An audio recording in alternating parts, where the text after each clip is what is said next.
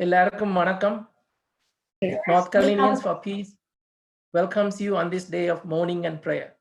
Our president, Ms. Shalimila Logendran, will open this event by lighting a candle. Although you would have joined with all the Tamils across the globe by lighting candles at 1:18 p.m. our time, we invite you to join us by lighting a candle again in your home now.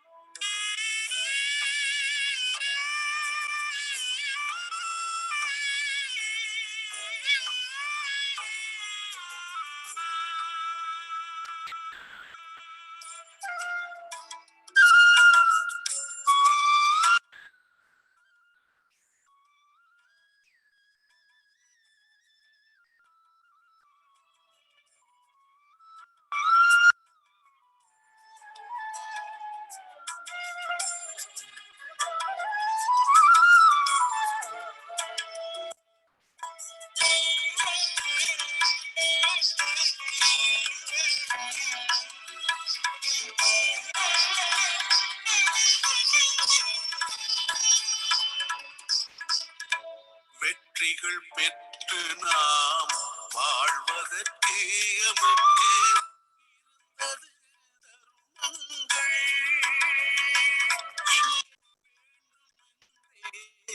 உலகமெல்லாம் நம்மை எதிர்ப்பதால் நிகழ்ந்தது மரணங்கள். தர்மம் கூட தாங்கியது எங்கள் சாகண்டு உலகமே நடுங்கியது.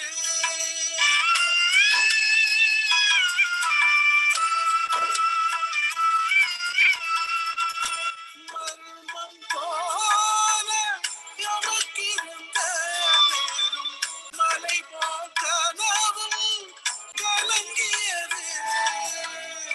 புள்ளி வாய்க்காலின் வேதனைகள் எதிரிக்கும் கூட வேண்டாமே வேண்டாமே.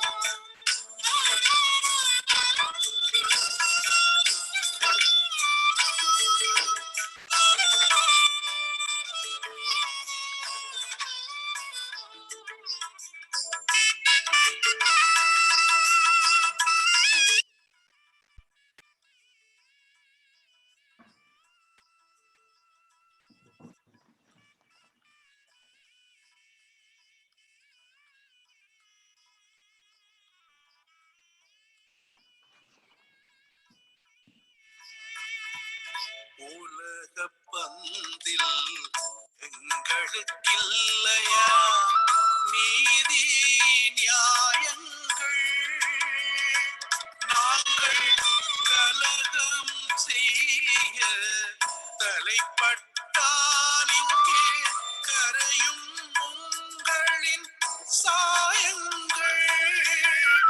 ஓர் மண்ணிலும் வாழ்கிறது ஓர்மத்திலும் கோபங்கள் மூழ்கிறது.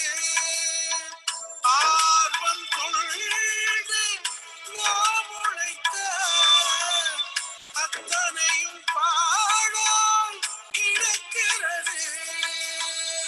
புள்ளி வாய்க்காலின் வேதனைகள் எதிரிக்கும் கூட வேண்டாமே வேண்டாமே. உறுதி வடிந்த பொழுதுகளே நாம் குளறி அழுத இரவுகளே.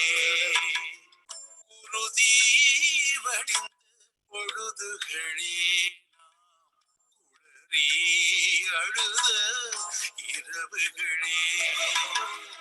இறுதியில் நடந்தது அழிவுகளே. இதற்கு இல்லையா இன்னும் தீர்வுகளே? சாகவா பிறந்தது எம்மினம் இங்கே? சாவலி சுமப்பதேன் தினம் தினமே? வெகுதே எங்களின் ஆழ்மனமே இந்த வலியினை சொல்வது யாரிடமோ யாரிடமோ.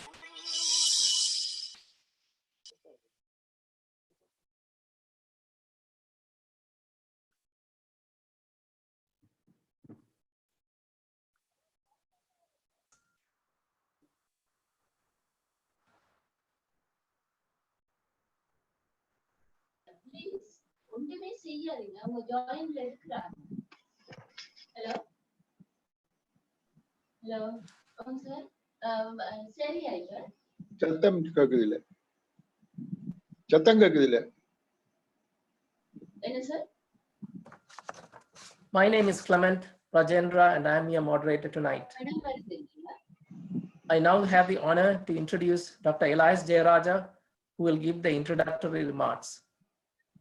A proud Tamil American, Dr. Jayaraja played a key role in establishing North Carolinians for Peace and its sister organization, படம் வருது. North Carolinians for Peace Foundation, 24 years ago. He has served as president and a member of the boards of those organizations for many years. Dr. Jayaraja is currently the senior vice president of the United States Tamil Action Group, US TAG, formerly US TPAC. Along with Tamil activists in the USA, he formed US TPAC in July 2009 and headed that advocacy organization for the first 4 years. He has been a human rights campaigner for most of his life, starting from the days at University of Jaffna in the late 70s. Dr. Jayaraja regularly interacts with members of the US Congress and State Department officials advocating Tamil rights in Sri Lanka. On the international stage, Dr. Jayaraja has been active for the past 10 years at the UN Human Rights Council in Geneva, promoting resolutions on Sri Lanka for peace, justice, and reconciliation. He partners with other Tamil diaspora organizations across the globe. Professionally, he is a scientist in the field of medical diagnostics.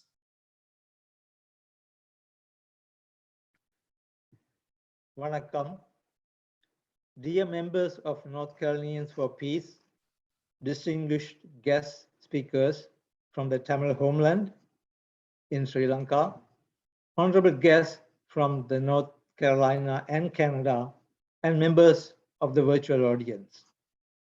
Today, on this solemn occasion, we remember victims of mass atrocities perpetrated by the Sri Lanka government and its armed forces against the Tamils.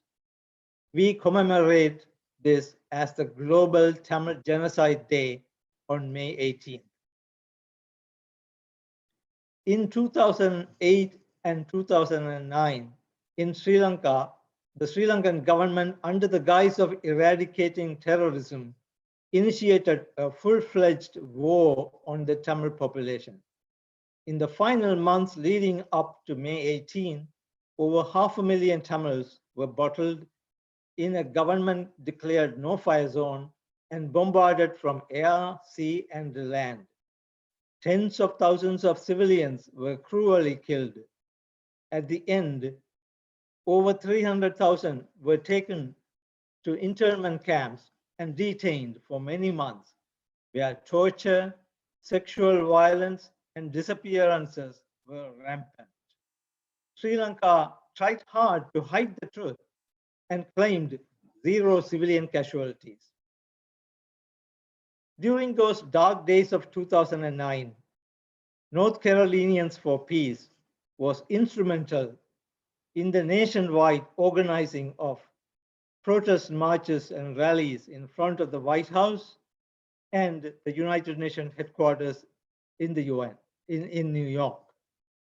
From protest rallies post-2009, Tamil Americans and other Tamil diaspora groups organized themselves as a strong grassroots advocacy groups in our countries of abode.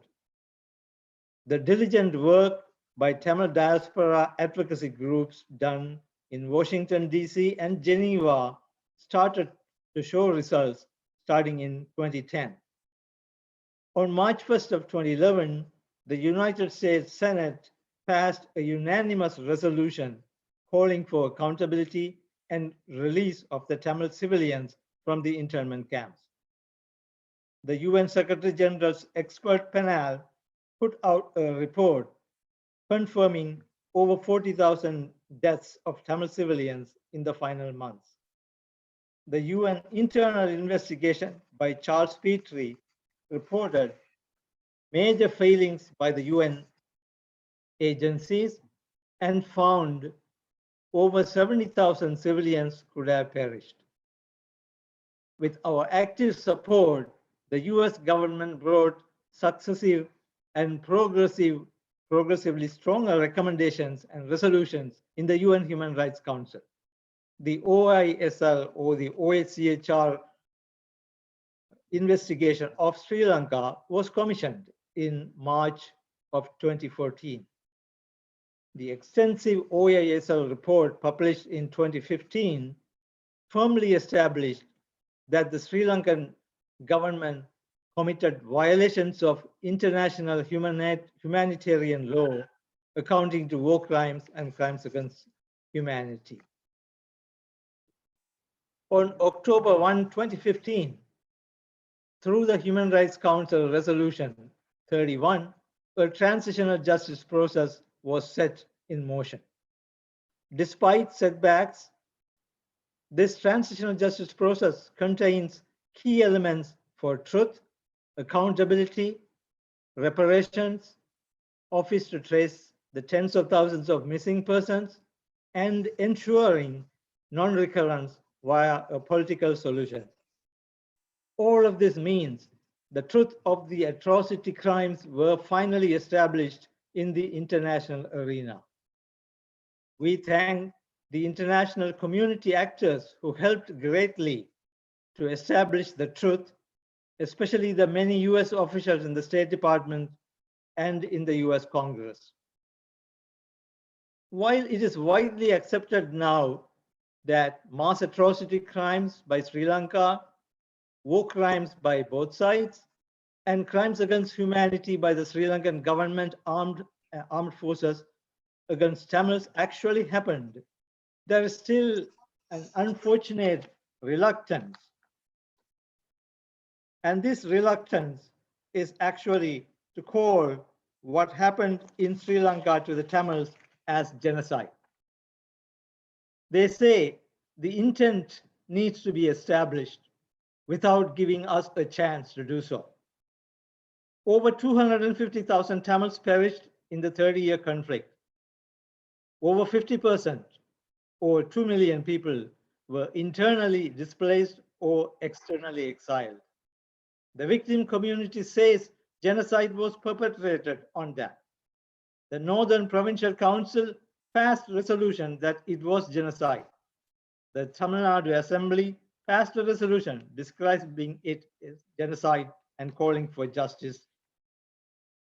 From blockage of food and medicine to targeted killings in protected territories by weapons of mass destruction, the intent is clearly genocide. Yes, the intent is genocide and the content was genocide. Let's call it a genocide.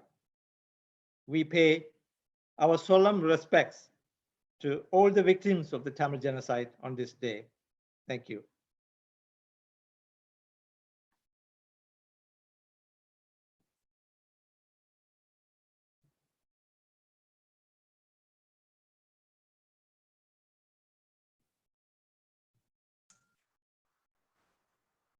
Thank you for those poignant remarks, Dr. Jayaraja.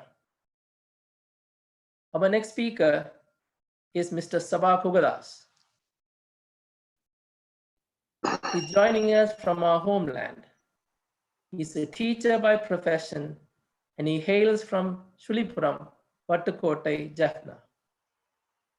Mr. Kugadas was elected to the Northern Provincial Council as a candidate of the Tamil Ulam Liberation Organization and then served as a secretary to the youth wing of the party.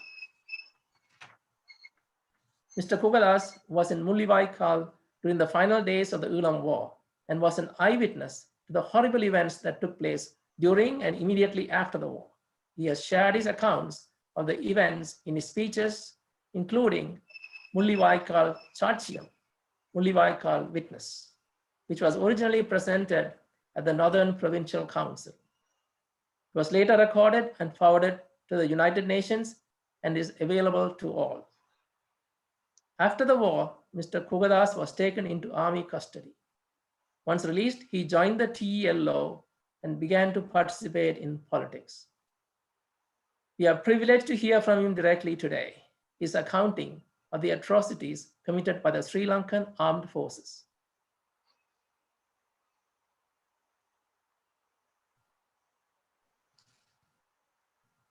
தாயக உறவுகளுக்கும் உலகத் தமிழ் சொந்தங்களுக்கும் எனது காலை வணக்கம். இன்றைய நாள் ஈழத்தமிழர் வரலாற்றில் மறக்க முடியாத, மன்னிக்க முடியாத ஒரு இனப்படுகொலை நடந்த 11வது ஆண்டு நினைவேந்தலை அனுஷ்டித்துக் கொண்டிருக்கின்றோம். இந்த காலகட்ட பரப்பு ஈழத்தமிழர் வரலாற்றை எடுத்து பார்க்கின்ற பொழுது 1956ஆம் ஆண்டிலிருந்து 2009ஆம் ஆண்டு வரை ஈழத்தமிழர்களுக்கு இலங்கை அரசாங்கமும் அரச படைகளும் கிட்டத்தட்ட 242 படுகொலை சம்பவங்களை தாயக பரப்பில் ஏற்படுத்தி இருக்கின்றார்கள். இந்த படுகொலை சம்பவங்களில் மிக கொடூரமான கொலை என்று சொன்னால் அது முள்ளிவாய்க்கால் இனப்படுகொலைதான். இது உலகம் அறிந்த வரலாறு. இந்த முள்ளிவாய்க்கால் படுகொலை என்பது என்னை பொறுத்தவரையில் அந்த முள்ளிவாய்க்கால் சம்பவத்தை நேரடியாக பார்த்தவன் என்ற வகையில் நான் கடந்த வடக்கு மாகாண சபையின் 1வது கன்னி அமர்வில் அந்த சாட்சியங்களின் மிக முக்கியமான பகுதிகளை அங்கு பதிவு செய்திருந்தேன். அந்த பதிவு அன்றைய காலகட்ட பரப்பில் அன்றைய முதலமைச்சர் மதிப்புக்குரிய விக்னேஸ்வரன் ஐயா அவர்களினால் ஐக்கிய நாடுகளின் மனித உரிமைகள் ஆணைக்குழுவிற்கு அதனுடைய பிரதிகள் அனுப்பி வைக்கப்பட்டிருந்தன. என்றாலும் இன்றைய இந்த காலகட்ட பரப்பில் அங்கு நடைபெற்ற சில சம்பவங்களை இங்கும் பதிவு செய்யலாம் என்று நான் நினைக்கின்றேன். உண்மையில் முள்ளிவாய்க்காலில் நடைபெற்ற இனப்படுகொலை சார்ந்த பல விடயங்கள் பதிவு செய்வதற்கு பல மணித்தியாலங்கள் தேவையானது. என்றாலும் குறிக்கப்பட்ட சில விடயங்களை இங்கு பதிவு செய்ய வேண்டிய தேவை இருப்பதால் நான் பதிவு செய்யலாம் என்று இங்கு எண்ணியுள்ளேன். அந்த வகையில் இந்த பன்னி பிரதேசத்தில் குறிப்பாக 2006ஆம் ஆண்டு 8ஆம் மாதம் 11ஆம் தேதி பன்னிக்கான போரினை இலங்கை அரசாங்கமும் அரச படைகளும் முன்னெடுத்திருந்தார்கள். அந்த போர் உக்கிரமடைந்திருந்த பொழுது கிட்டத்தட்ட புதுக்குடியிருப்பு வள்ளிபுனம் பகுதியில் அமைந்திருந்த செஞ்சோலை மாணவர்களினுடைய பாடசாலை மீது 2006ஆம் ஆண்டு 8ஆம் மாதம் 14ஆம் தேதி இலங்கை அரசாங்கத்தின் விமானப்படைகளினுடைய தாக்குதலில் கிட்டத்தட்ட 61 மாணவிகள் உடல் சிதறி அந்த இடத்தில் பலியாகினார்கள். 180க்கு அதிகமான மாணவிகள் அங்கவீன குறைபாட்டுடன் இன்றும் வாழ்ந்து கொண்டிருக்கின்றார்கள். இவ்வாறான அந்த கோர படுகொலையுடன் அந்த வன்னி பரப்பில் இலங்கை அரசாங்கத்தினுடைய அரச படைகள் முன்னெடுத்த போர் மன்னார் பகுதியினூடாக மிக பாரிய அளவில் மூர்க்கத்தனமாக முன்னெடுக்கப்பட்டு கொண்டிருந்த பொழுது கிட்டத்தட்ட 2009ஆம் ஆண்டு 1ஆம் மாதம் 1ஆம் தேதி அந்த போர் கிளிநொச்சி மாவட்டத்தினை நோக்கி முன்னகர்த்தப்பட்டு கொண்டிருந்தது. அந்த கிளிநொச்சி மாவட்டம் கிட்டத்தட்ட 2009ஆம் ஆண்டு 1ஆம் மாதம் 2ஆம் தேதி ஸ்ரீலங்காவினுடைய அரச படைகளினுடைய வசம் சென்றதன் பிற்பாடு ஸ்ரீலங்கா அரச படைகள் மிக மூர்க்கத்தனமாக அந்த போரினை முன்னெடுத்து கொண்டிருந்தார்கள். அதன் பிற்பாடுதான் தமிழ் மக்களின் பாரிய அழிவுகள் அங்கு இடம்பெற ஆரம்பித்து கொண்டிருந்தன. அந்த போர் மிக மனிதநேயமற்ற முறையில் கிட்டத்தட்ட அந்த போரை அந்த இலங்கை அரசாங்கம் ஒரு மூர்க்கத்தனமான முறையில் மக்கள் சாதாரண மக்களினுடைய வாழ்விடங்களை எல்லாம், அதாவது தங்களினுடைய ஆயுத படைகளினுடைய விமானப்படையாக இருக்கலாம், தரைப்படையாக இருக்கலாம், 2 படைகளினுடைய செயற்பாடுகளையும் அதி கூடுதலாக அங்கு மேற்கொள்ள செய்து மக்களை பாரிய அளவில் கொன்றொழித்துக் கொண்டிருந்தார்கள். அந்த கொன்றொழிப்பில் மிக முக்கியமாக அவர்கள் வைத்தியசாலைகளை பாரிய அளவில் குறிவைத்துக் கொண்டிருந்தார்கள். கிட்டத்தட்ட ஆரம்பத்தில் கிளிநொச்சி வைத்தியசாலை, உடையார்கட்டு, மூங்கிலாறு, புதுக்குடியிருப்பு பொன்னம்பலம் ஞாபகார்த்த வைத்தியசாலை, புதுமாத்தலன் வைத்தியசாலை, முள்ளிவாய்க்கால் வைத்தியசாலை போன்றவற்றில் அவர்கள் விமானப்படைகள் மூலமாக மிக மூர்க்கத்தனமான தாக்குதலை மேற்கொண்டு பலாயிரக்கணக்கான அப்பாவி தமிழ் மக்கள், யுத்தத்தில் காயமடைந்து அந்த வைத்தியசாலைகள் சிகிச்சை பெற்றுக் கொண்டிருந்த மக்கள் படுகொலை செய்யப்பட்டிருந்தார்கள். புதுக்குடியிருப்பு பொன்னம்பலம் ஞாபகார்த்த வைத்தியசாலை மீது விமான தாக்குதல் மேற்கொள்ளப்பட்ட பொழுது அந்த வைத்தியசாலைகள் 350 விழுப்புண் அடைந்த யுத்தத்தில் காயமடைந்த மக்கள் அங்கு சிகிச்சை பெற்றுக் கொண்டிருந்தார்கள். அந்த சாலை விமான மட்டமாகி இருந்தது. அவ்வளவு மக்களும் அங்கு மீண்டும் முதல் ஏலவே யுத்தத்தில் காயமடைந்தவர்கள் மீண்டும் படுகொலை செய்யப்பட்டிருந்தார்கள்.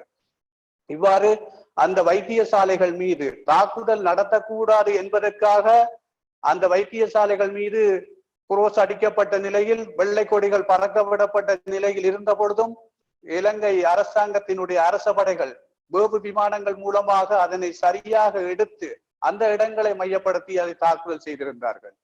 இந்த நிலையில் யுத்தம் நடந்து கொண்டிருந்த பொழுது அரசு சார்பற்ற நிறுவனங்கள் ஒரு கட்டத்தில் கிளிநொச்சியில் இருந்து அரசு சார்பற்ற நிறுவனங்களாக இருந்த அனைத்து நிறுவனங்களும் அங்கிருந்து வெளியேற்றப்பட்டிருந்தன.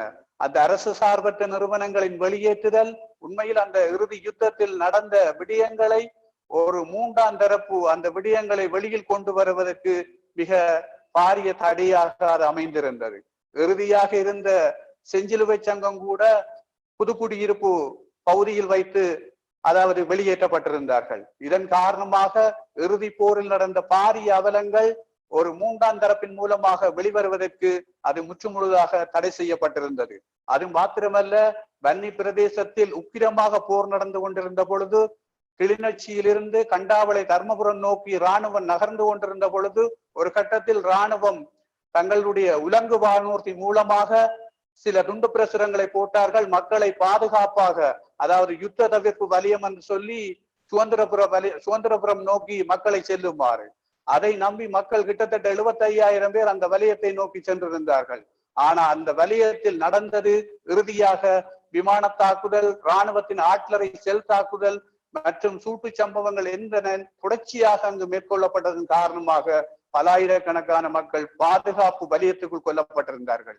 அந்த பாதுகாப்பு வலயம் யுத்த வலயமாக மீண்டும் மாற்றப்பட்டதன் பிறகு அங்கிருந்து மக்கள் இடம்பெயர்ந்து புதுக்குடியிருப்பு வழி ஊடாகவும் ஒருபுறம் தேவிபுரம் ஆனா பகுதி ஆவண்ணா பகுதி ஊடாகவும் மக்கள் இரணப்பாலை நோக்கி நகர்ந்து கொண்டிருந்த பொழுது அந்த இராணுவம் வீதியால் சென்ற மக்களை விட்டு வைக்கவில்லை.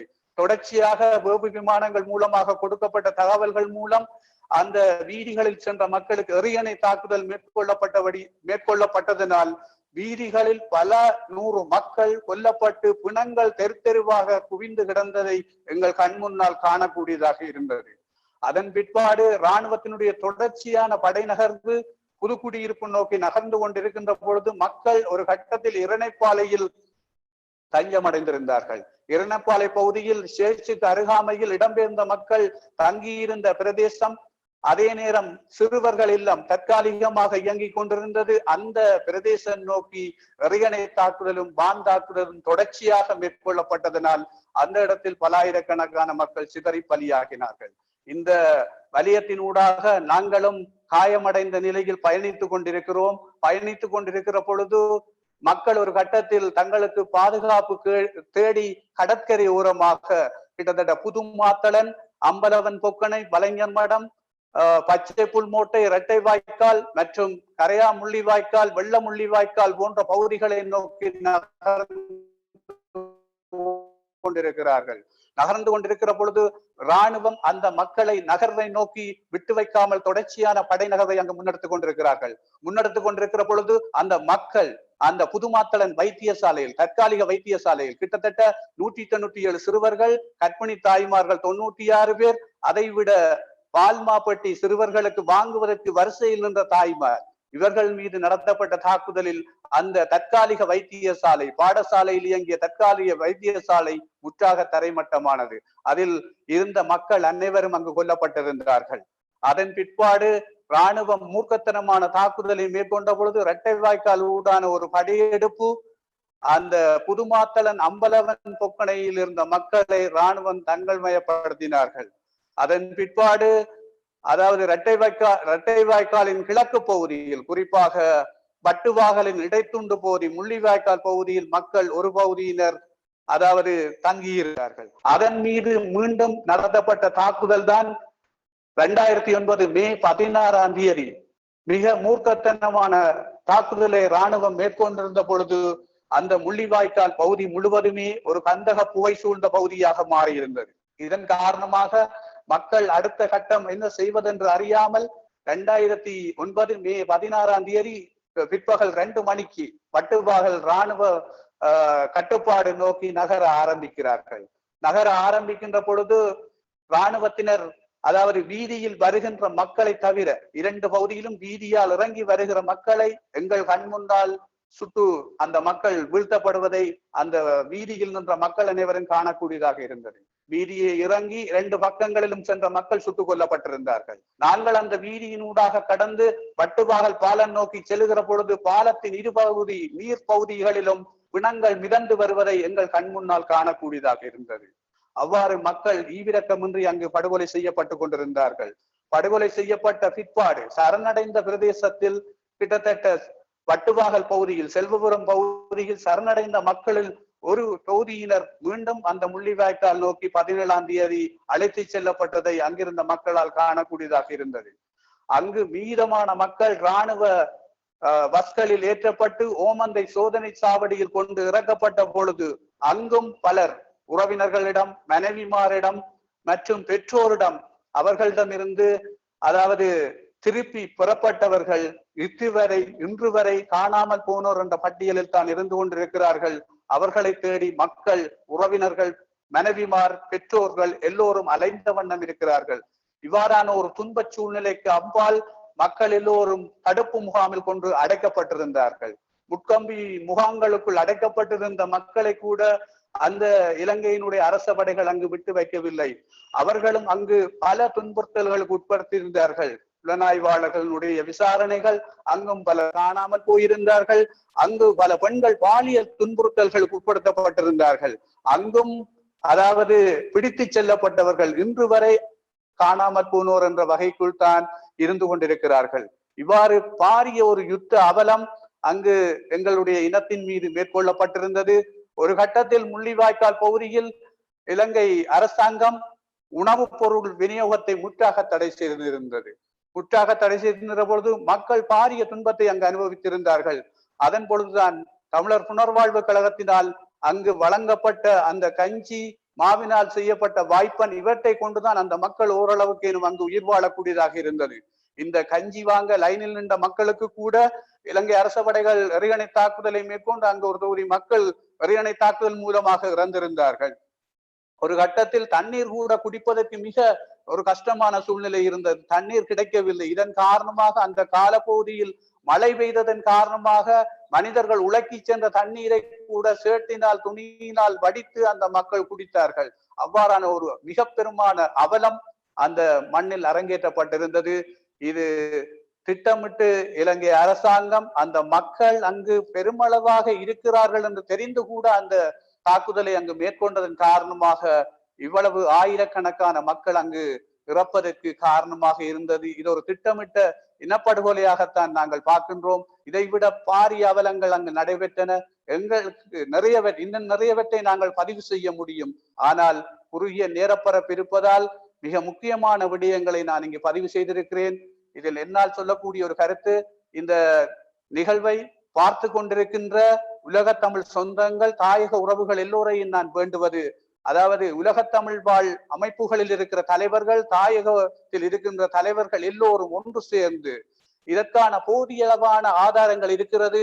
போதிய அளவு விடயங்கள் இலங்கை அரச படைகளினாலும் அரசாங்கத்தினாலும் திட்டமிட்டு செய்யப்பட்ட பல இனப்படுகொலை சார்ந்த ஆதாரங்கள் இருக்கின்றன. இதை இனப்படுகொலை என்பதை நிரூபித்து இந்த பாதிக்கப்பட்ட மக்களுக்கும் எங்களுடைய இந்த தேசத்திற்கும் விடுதலை கிடைப்பதற்கு, இதுக்கான ஒரு நீதியை பெற்றெடுப்பதற்கு எல்லோரும் ஒற்றுமையாக பயணிக்க வேண்டும் என்பதுதான் இங்கு இருக்கின்ற எல்லோருடைய எதிர்பார்ப்பு. தாயகத்தில் இருக்கிற மக்களுடைய எதிர்பார்ப்பும் அதுதான். அதற்காக எல்லோரும் ஒற்றுமையாக பயணிக்க வேண்டும். அது மாத்திரமல்ல, இந்த யுத்தத்தின் மூலம் மீண்டதன் பிற்பாடு என்னை பொறுத்தவரையில் நான் இந்த அரசியலுக்குள் வருவதற்கு இந்த தமிழீழ விடுதலை இயக்கம் எனக்கு தந்த ஒரு அர்ப்பணிப்பு, ஒரு சந்தர்ப்பம்தான். நாங்கள் இதன் மூலமாக இந்த அரசியலுக்குள் வந்து முதலாக இந்த வடக்கு மாகாண சபையில் நான் ஒரு நேரடி சாட்சியமாக அந்த சாட்சியத்தை அங்கு பதிவு செய்திருக்கிறேன். அது மாத்திரமல்ல, என்னை போல பல பேர் இருக்கிறார்கள், அவர்களிடம் அந்த சாட்சியங்களை பெற முடியும். இவ்வாறு இந்த செயற்பாடுகளை இந்த தாயக பரப்பில் தற்பொழுது ஏற்பட்டிருக்கிற சூழ்நிலையில் சில மிதவாத கட்சிகளில் இருப்பவர்கள் இந்த போராட்டம் சார்ந்த சில விடயங்களை கொச்சைப்படுத்தி பேசுதல் இன்று மக்கள் மனதில் பாரிய மன அழுத்தங்களை ஏற்படுத்தி இருக்கிறது. அவ்வாறான கொச்சைப்படுத்தல்கள் இல்லாமல் ஆயுத இயக்கங்கள் மூலமாக கிடைக்கப்பெற்ற இந்த அளப்பெரிய தியாகங்களை வைத்து எமது இனத்தின் விடுதலையை பெறுவதற்கு அனைத்து தரப்பினரும் ஒற்றுமையாக செயற்படுவதற்கு புலம்பெயர்ந்த தேசத்தில் வாழுகிற அனைத்து அமைப்புகளையும், அனைத்து அமைப்புசார் தலைவர்களையும், அனைத்து உணர்வாளர்களையும் அன்பாக நான் வேண்டிக் கொள்கின்றேன். நன்றி, வணக்கம். உங்களுடைய உரைக்கு மிகவும் நன்றி. Thank you, Mr. Kogadas, for your speech and your witness. We now come back to US for our next speaker, Dr. Matt Kendall. He's a professor of psychology and director of Project Pericles at Elon University, USA. He's also the faculty mentor for the Periclean Scholars Program, which partners for economic empowerment of women in Sri Lanka. Professor Kendall, I welcome you to address our gathering. Vanakkam. So over several years, my program at Elon has partnered with Sarvodia, which is, many of you know, is a large NGO and we in Sri Lanka, and we've worked very closely with them on various projects throughout the island in the north and the south and the east, and we've worked pretty much everywhere. And in our work, particularly in the north and the east, we've seen firsthand the effects that the genocide and the war more broadly has had on the Tamil people. I spent this past January in Sri Lanka, including spending several weeks in the Jaffna area. And this was not my first trip to Jaffna, but I did get a chance for the first time to explore the beautiful islands on the west side of the peninsula, which I had not been to before. My work in Jaffna principally has been related to meeting and working with partners in two communities, small fishing communities that are located near KKS Beach on the peninsula. And during my time in these communities, I've listened to many terrifying stories from civilians throughout these communities about the war and its aftermath, including many difficulties that the residents continue to face, such as significant economic and political inequalities and exposure to landmines in their communities and other unexploded ordnance. Over the past 4 years, my students and I have also seen firsthand how the Sri Lankan government has intentionally physically insulted the Tamil people in the north and the east, including the forcible seizure of homes and farmland, the bulldozing of Tamil cemeteries, the erection of pro-government war memorials, such as the concrete monolith that exists in Kilinochchi and the large complex that morbidly displays the captured bulldozer at Elephant Pass, as well as the disturbance, manipulation, and destruction of important religious and archaeological sites throughout the north. As an academic community, we have done our best to serve the Tamil people by bearing witness to the genocide and the lasting effects in the north and east. We serve to act as educators so that others in the United States may understand what happened in Sri Lanka in 2009 and never allow such a thing to occur again. It is shameful to me that US representatives, as well as appointed officials, including Secretary of State Hillary Clinton, as well as other international powers, stood by at the end of the Sri Lankan Civil War and with full knowledge allowed these war crimes to happen. While this is certainly not the first time that the US has stayed on the sidelines and failed to act under such circumstances, I fear that it will not be the last. We must expect better from our leaders and elected officials, both in the United States and abroad. To be frank, I also continue to be concerned by the recent election of Gotabaya Rajapaksa to the presidency, as well as the appointment of Mahinda Rajapaksa as prime minister. My concern was heightened today by reading his victory message that was given to the people that whitewashed all of the horrible atrocities that happened at the end of the war. I'm also concerned about the early dissolution of the Sri Lankan parliament during the current COVID-19 pandemic and worry that that might be politically exploited in a way that serves the Sri Lankan government.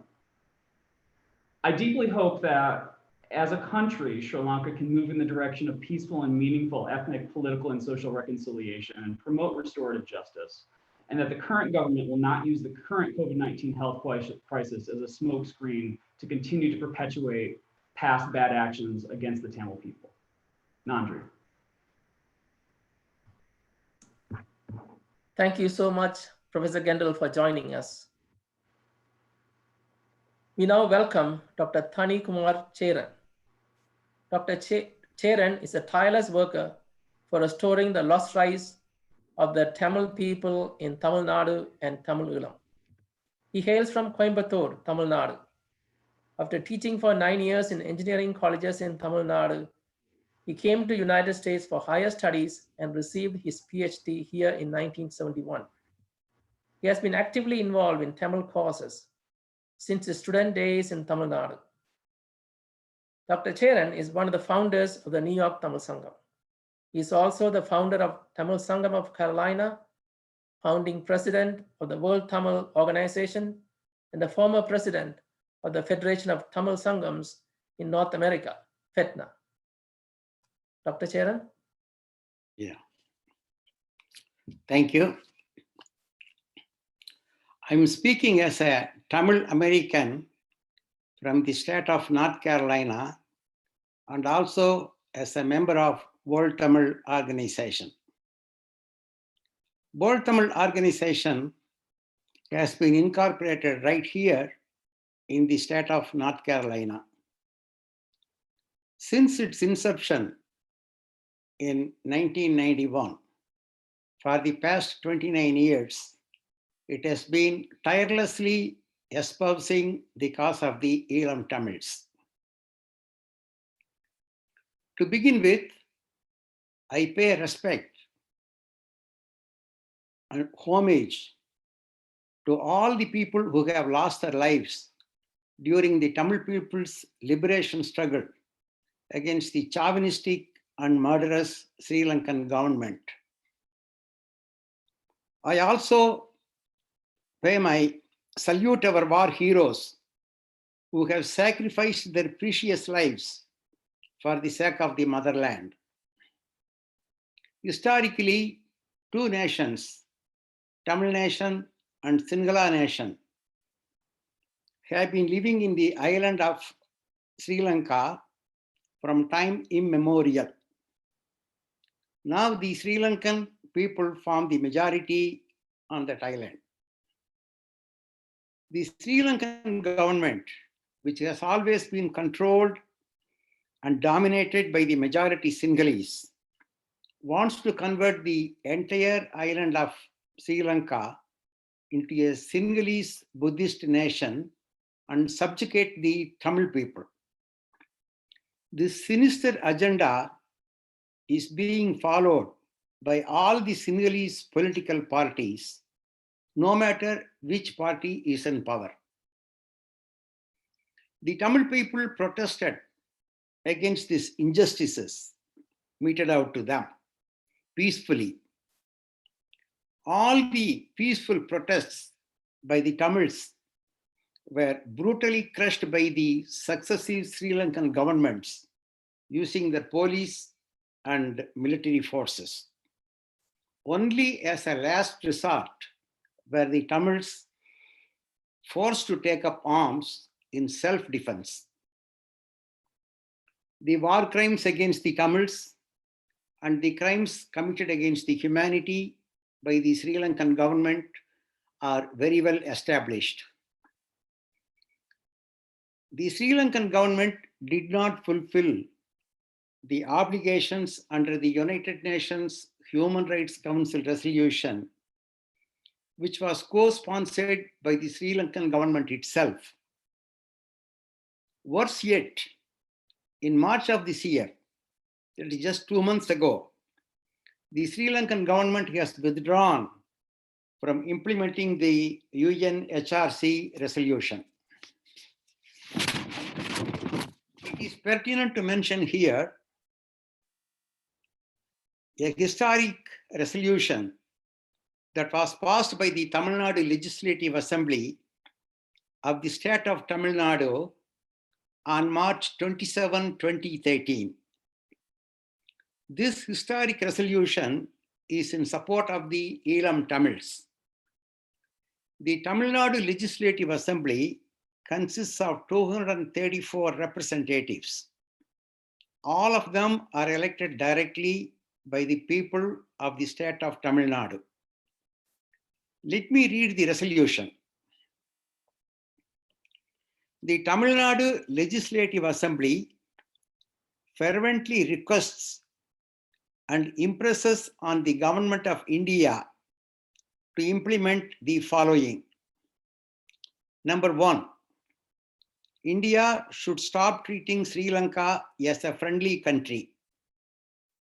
Number 2, in the best interests and future well-being of the Elam Tamils, a referendum on a separate Elam, let me repeat, a referendum on a separate Elam should be conducted, and it should be determined by the Tamils in Sri Lanka as well as the Lankan Tamil diaspora living abroad.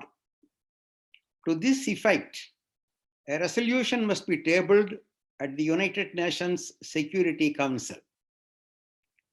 Number 3, those responsible for genocide and war crimes must be brought before the International Criminal Court according to the international justice system, and suitable punishment must be meted out to them. Number 4, India must impose economic embargo on Sri Lanka until the suppression of Tamils is stopped by the Sri Lankan government. As you can see, it's a very historical resolution passed by the Tamil Nadu Legislative Assembly in the state of Tamil Nadu in India. And it has requested and it has impressed on the government of India to all this number 1, number 2, and number 3, and number 4, including a referendum on the independent state of Tamil Elam. Before concluding my take, I would like to mention a few important points. The history has shown time and again that the Sinhalese government will never treat the Tamils as equals, and it never will. The only viable solution is the establishment of independent sovereign Tamil Elam on the traditional homeland of the Tamils, that is on the northeast of the island of Lanka. After the war was over in 2009, some people who trumpet themselves as intellectuals try to entice the gullible Tamils by promising that they would obtain concessions for the Tamils from the government of Sri Lanka. They never fulfilled that promise anyway. These neophytes who were hiding in the woodwork when the war was being waged by our freedom fighters have now come out of their hiding places and are arrogating themselves in claiming to represent the Tamil people. People have now found out the true color. We must summarily reject these con artists once and for all. We do not beg concessions from any masters. We demand our inalienable rights. An independent, sovereign Tamil is the only fair way for us to go forward. Let us all pledge to work together for the establishment of Tamil Elam and redouble our efforts, starting from today, for achieving our cherished objective. The thirst of Tamils is Tamil Elam. Let me now give a short speech in Tamil, essentially the same matter. நான் வடகரலைனாவில் உள்ள Tamil American என்ற முறையிலும் அத்துடன் உலகத்தமிழ் அமைப்பின் உறுப்பினர் என்ற முறையிலும் பேச உள்ளேன். உலகத்தமிழ் அமைப்பு 1991 ஆண்டு இதே வடகரலைனாவில் நிறுவப்பட்டது. இது ஒரு அரசியல் அமைப்பு. தமிழர்களின் உரிமைகளை பாதுகாப்பதும் தமிழர்கள் இழந்த உரிமைகளை மீட்டெடுப்பதும் இதன் தலையாய குறிக்கோள். 1991 ஆண்டு முதல் கடந்த 29 ஆண்டுகளாக தமிழீழத்துக்காக அயராது உழைத்து வரும் அமைப்பு இது. முதற்கண் தமிழீழ விடுதலை போரில் உயிர் நீத்த அனைவருக்கும் எனது அஞ்சலியை செலுத்துகின்றேன். அத்துடன் தங்களது இன்னுயிரை துச்சம் என மதித்து தாய்நாட்டின் விடுதலைக்காக தங்களையே அர்ப்பணித்த ஆகுதி செய்த வீர வேங்கைகளுக்கு வீர வணக்கங்கள். வரலாற்று ரீதியாக இலங்கை தீவில் ஆயிரக்கணக்கான ஆண்டுகளாக தமிழ் இனம், சிங்கள இனம் என 2 இனங்கள் வாழ்ந்து வருகின்றன. இன்று மக்கள் தொகையில் சிங்கள இனத்தைச் சேர்ந்த மக்கள் அதிகமாக இருக்கின்றார்கள். பெரும்பான்மையாக உள்ள சிங்களவர்கள் தான் தமது கட்டுப்பாட்டுக்குள் இலங்கை அரசை வைத்துள்ளார்கள். இலங்கை தீவு முழுவதையும் சிங்கள புத்த நாடாக மாற்றுவதற்கும் தமிழர்களை அடிமைப்படுத்துவதற்கும் இலங்கை அரசு தொடர்ந்து முனைகின்றது. சிங்கள அரசியல் கட்சிகள் எதுவாக இருப்பினும் ஆட்சிக்கு வரும் பொழுது இதே நிலைப்பாடைத்தான் எடுக்கின்றன. இந்த அநீதிகளையும் கொடுமைகளையும் எதிர்த்து தமிழர்கள் நடத்திய அமைதியான அறவழி போராட்டங்கள் அனைத்தையும் சிங்கள அரசுகள் இரும்புக்கரம் கொண்டு தொடர்ந்து நசுக்கின, தங்களது காவல்துறை மற்றும் ஆயுத படைகள் மூலமாக. வேறு வழியே இல்லை என்ற நிலையில்தான் தமிழர்கள் ஆயுதம் தூக்க வேண்டிய நிலைமைக்கு தள்ளப்பட்டார்கள். இலங்கை அரசு தமிழர்களுக்கு எதிராக இழைத்த குற்றங்கள் மற்றும் மனித உரிமைக்கு எதிராக குற்றங்கள் அனைத்தும் இப்பொழுது வெளியே வந்துள்ளன. ஐக்கிய நாடுகள் மனித உரிமை அவையில் நிறைவேற்றப்பட்ட தீர்மானங்களை சிங்கள அரசே கையெழுத்து போட்ட அந்த தீர்மானத்தை சிங்கள அரசு நிறைவேற்றவில்லை. குதிரை குப்புற தள்ளியது மட்டுமல்லாமல் குழியும் பறித்ததாம். அதுபோல இந்த தீர்மானத்தை நடைமுறைப்படுத்த மாட்டோம் என்று இந்த ஆண்டு மார்ச் மாதம் இலங்கை அரசு அறிவித்துள்ளது. 2013ஆம் ஆண்டு மார்ச் 27ஆம் நாள் அன்று தமிழ்நாடு சட்டப்பேரவையில் ஒருமனதாக நிறைவேற்றப்பட்ட தீர்மானத்தை உங்கள் முன்பு இப்பொழுது வைப்பது சாலவும் பொருத்தம் என்று நினைக்கின்றேன். இது ஒரு வரலாற்று தீர்மானம். இது இலங்கை தமிழர்களை பெரிதும் ஆதரித்து நிறைவேற்றப்பட்ட மிக முக்கியமான தீர்மானம். தமிழ்நாடு சட்டப்பேரவையில் 234 உறுப்பினர்களை கொண்டது. அனைவரும் தமிழ்நாடு அரசில் வாழும் மக்களால் நேரடியாக தேர்ந்தெடுக்கப்பட்டவர்கள்தான் இந்த உறுப்பினர்கள். இந்திய ஒன்றிய அரசை வலியுறுத்தி தமிழ்நாடு சட்டப்பேரவை நிறைவேற்றிய இந்த தீர்மானத்தை நான் இப்பொழுது படிக்கின்றேன். இது மிகவும் வரலாற்று முக்கியம் வாய்ந்த தீர்மானம், கவனமாக கேளுங்கள். 1. இலங்கை நட்பு நாடு என்று சொல்வதை இந்திய அரசு நிறுத்திக் கொள்ள வேண்டும் என்றும். 2. இலங்கை இனப்போரின் போது நிகழ்த்தப்பட்ட இனப்படுகொலை மற்றும் போர்க்குற்றங்கள் குறித்து சுதந்திரமான, நியாயமான சர்வதேச புலன் விசாரணை நடத்திடவும், இந்த சர்வதேச விசாரணையின் அடிப்படையில் போர்க்குற்றம் நிகழ்த்தியவர்கள் சர்வதேச நீதிமன்றம் முன்பு நிறுத்தப்பட்டு அவர்களுக்கு உரிய தண்டனை பெற்று தந்திடவும். 3. தமிழர்கள் மீதான அடக்குமுறையை இலங்கை அரசு நிறுத்தும் வரை இலங்கை நாட்டின் மீது பொருளாதார தடையை விதித்திடவும். 4வது, இது மிகவும் முக்கியமானது, ஈழத் தமிழர்களின் எதிர்கால நலனை கருத்தில் கொண்டு தனியீழம் குறித்து, தனியீழம் என்பது கொட்டேஷன்ல போட்டிருக்காங்க, தனியீழம் குறித்து இலங்கை வாழ் தமிழர்களிடமும் இலங்கையில் இருந்து இடம்பெயர்ந்து பிற நாடுகளில் வாழும் தமிழர்களிடமும் பொது வாக்கெடுப்பு நடத்திடவும் ஐக்கிய நாடுகள் சபையின் பாதுகாப்பு குழுவில் தீர்மானத்தை கொண்டு வர நடவடிக்கை எடுக்க வேண்டும் என்றும் தமிழ்நாடு சட்டமன்ற பேரவை இந்திய அரசை வலியுறுத்தி கேட்டுக்கொள்கின்றது. இதுதான் தீர்மானம். இது எவ்வளவு முக்கியம் என்பது உங்களுக்கு நன்றாக புரிந்திருக்கும் என்று நினைக்கிறேன். எனது உரையை முடிக்கும் முன்பு ஒரு சிலவற்றை வலியுறுத்த விரும்புகின்றேன். வரலாற்று ரீதியாக இலங்கை அரசு தமிழர்களை ஒருபோதும் சரிசமமாக நடத்தியது இல்லை, நடத்தவும் மாட்டார்கள். ஆகவே ஒரே ஒரு தீர்வுதான் உண்டு. வரலாற்று ரீதியாக தமிழர்களின் தாயகமான இலங்கை தீவின் வடகிழக்கு பகுதியில் முழு தன்னாட்சியுள்ள சுதந்திர தமிழீழம் அமைப்பது ஒன்றே நிலையான தீர்வு.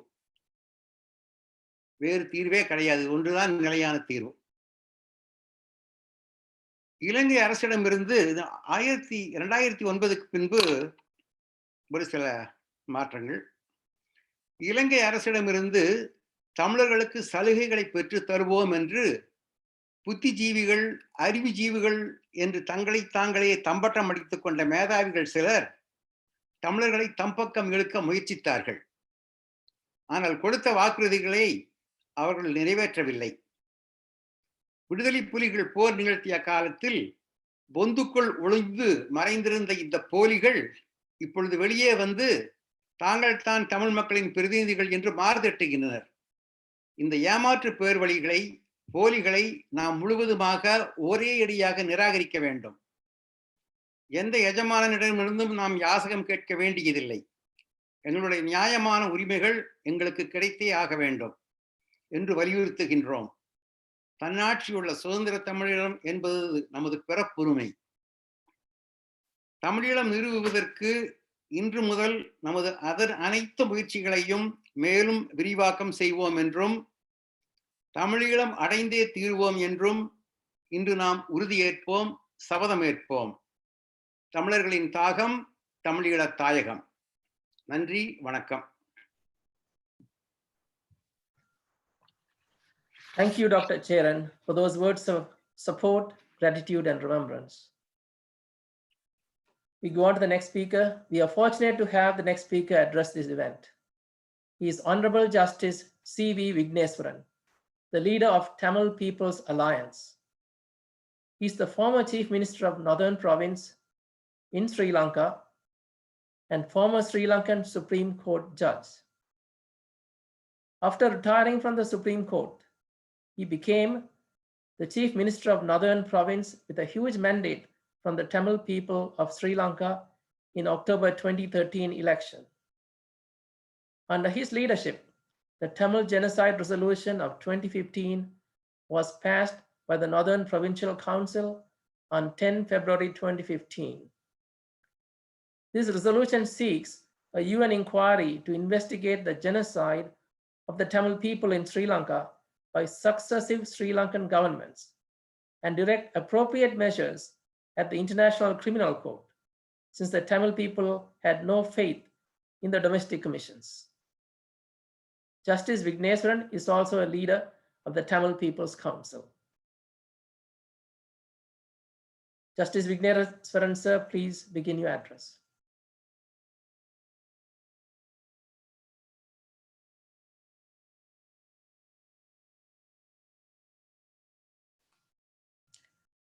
Looks like we are having some technical difficulties.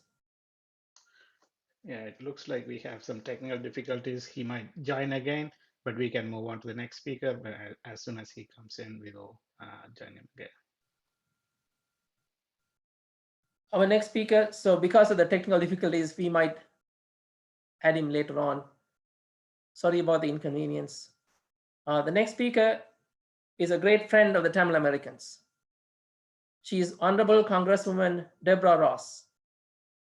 She is a leading civil rights lawyer and is a Democratic candidate for North Carolina's 2nd Congressional District in the upcoming 2020 elections. Congresswoman Ross was hired as the State Director of the American Civil Liberties Union, ACLU, of North Carolina in 1994 to work on First Amendment and juvenile justice issues. Congressman Ross was a member of the North Carolina General Assembly, representing the state's 38th and then 34th House District. She has promised to lend a voice to seek justice through international mechanisms for the victims of Tamil genocide in the US Congress. Madam Congressman Ross, you now have the audience.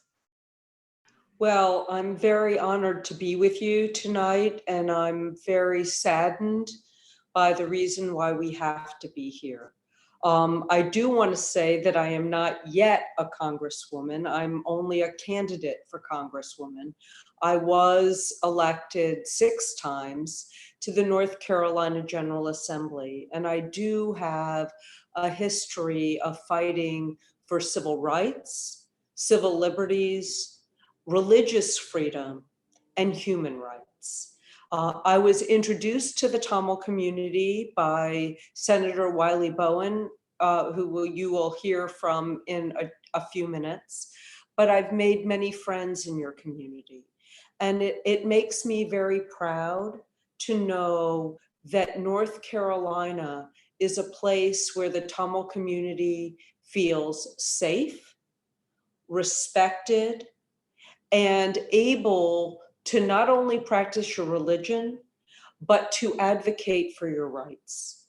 And you have had a history of bipartisan support, both Democrats and Republicans from this area of North Carolina have supported your cause because they believe in the truth and they believe in justice. And please know that you can count me among the Congress that will advocate for truth, for justice, for human rights, and for religious liberties. We know in this world that we must respect all people, regardless of whether we agree with them or not. We must live together. We must live together in peace and harmony. We must respect different points of view. We must respect different religions. We know that this world has not had a good history of doing that. But I believe that that is the only way that we will have peace. It is the only way we will have freedom. And it is the only way that all people will be able to live up to their greatest potential. I'm so honored to have this opportunity to speak to you, but I'm even more proud that the Tamil community feels like North Carolina can be a second home when we know that they cannot feel safe and free in their own home. Please know that I will be with you. I am with you now, and that I honor this very, very sacred and very sad moment in your history. Thank you so much for letting me be with you. And please light a candle for all of your brothers and sisters around the world. It will be a beacon of light for the future.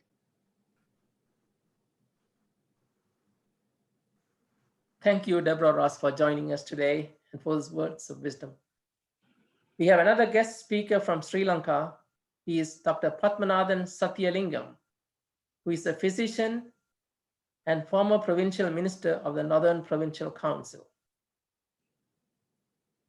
He was chairman of the Vavuniya branch of the Sri Lanka Red Cross Society. He contested the 2013 provincial council election as one of the Tamil National Alliance's candidates in the Vavuniya district and was elected to the Northern Provincial Council.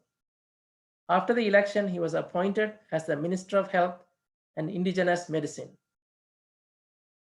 Dr. Sathiyalingam, we call upon you to address our gathering.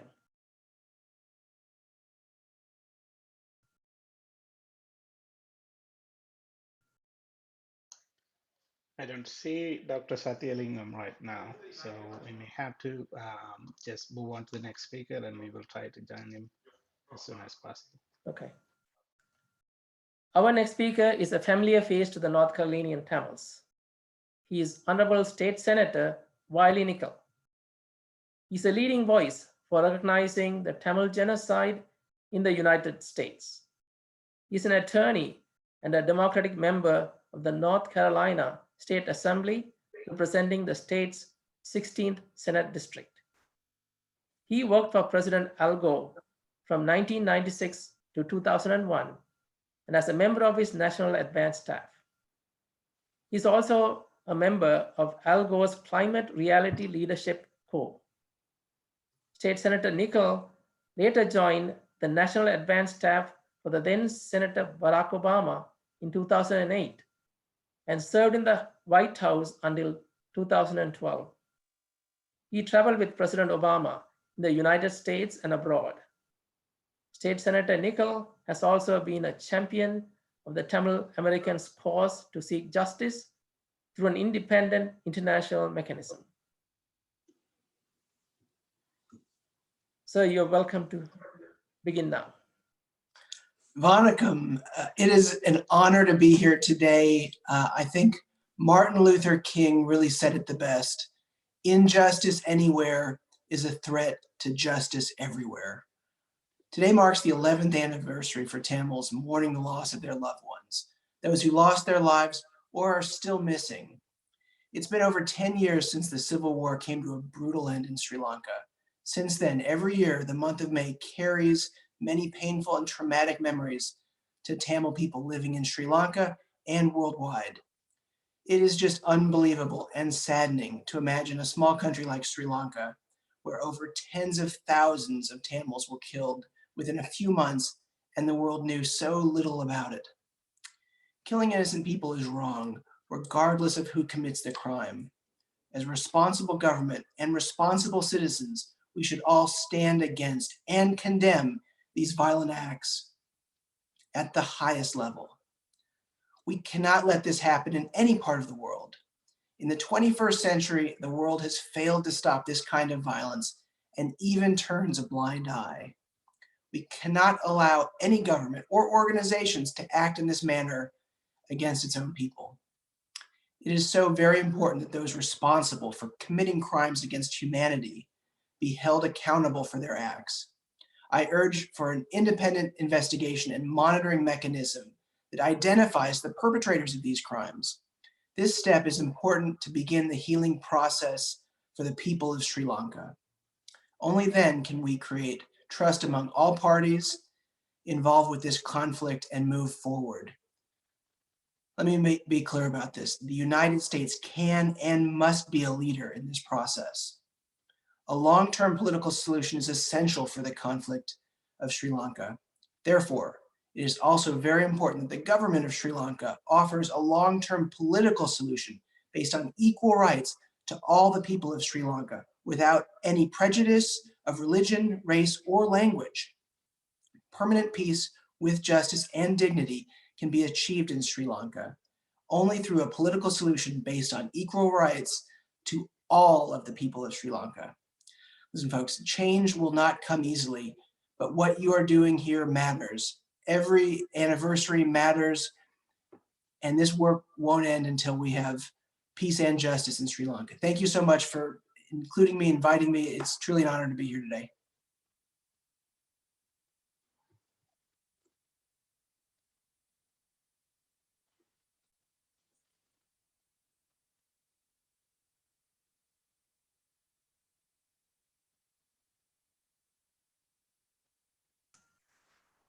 Thank you, State Senator Nickel, for interrupting your busy evening to join us. We now welcome Honorable Gary Anandasangari, MP Canada, and Parliamentary Secretary to the Minister of Crown Indigenous Relations. He's an internationally recognized human rights lawyer and community activist who has also advocated tirelessly for education and social justice. A proud Tamil Canadian, he was elected to represent the riding of Scarborough Rouge Park in the House of Commons in the 2015 federal election in Canada. Mr. Anandasangari has been a vocal campaigner against human rights abuses during the Sri Lankan Civil War and has attended several sessions of the United Nations Human Rights Council. We are very eager to hear from our north, from the neighbor to our north, Honorable Gary Anandasangari. Thank you, and I want to first of all thank you all for this invitation, and I'm very glad to join all of you here. I was looking forward to the former Chief Minister's statements today, but hopefully he'll be able to get on. And I first want to start by acknowledging the enormous loss of lives that we've had in the genocide in Mullawaikal in 2009, and the many sacrifices that people have made since then. I think about those families of the disappeared who continue their journey and their quest for justice. I think about the mothers that surrendered their children to the Sri Lankan army in their eyesight. They got onto buses, never to be seen again, without any accounting. And I think about all the families that have been separated throughout the world. And we have refugees as a result that are scattered in many parts of the world. So really it's a day for us to mark the loss, but also to recommit to the future. And in that, I want to acknowledge the enormous work of our American brothers and sisters. I think as a country, the United States has been a leader in advancing and advocating for rights of Tamils in Sri Lanka. And it starts off with the work at the United Nations Human Rights Council, as well as most recently of the success in imposing a travel ban against Shivendra Silva. I think it's a very important step towards accountability on the island. What I want to just walk you through is the last 11 years, the journey that we've had at the Human Rights Council. I know Dr. Elias Jayaraja has been leading many of the efforts with many of you with him. In Geneva, representing the United States Tamil diaspora. And as you know, we undertook this endeavor in 2009, May. And since then, we made a marginal but significant progress. And I think the two things I really want to highlight there is, first and foremost, a finding of war crimes and crimes against humanity as part of the report of the OISL, the UN High Commissioner for Human Rights. And secondly, it ensured that Sri Lanka would continue to be on the international agenda.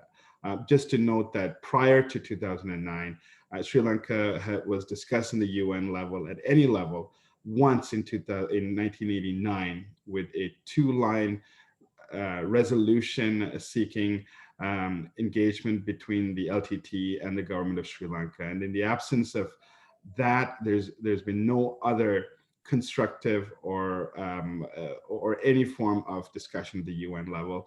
Therefore, the fact that this remains on the international agenda is critical for us. But sadly, as we know, we were disappointed in the past 6 years as the time lapsed, and although the previous Sri Lankan government under Sri Sena had agreed to the terms of the resolution, he never implemented it. He de facto repudiated it from the outset. And we see in March of this year, as COVID-19 hit the ground, especially in the Western world, we saw the Sri Lankan government repudiated publicly at the UN Human Rights Council, as well as through resolution and passage within their cabinet. So we have a scenario right now where, yes, Sri Lanka is still on the map for just under a year, 10 months to be exact.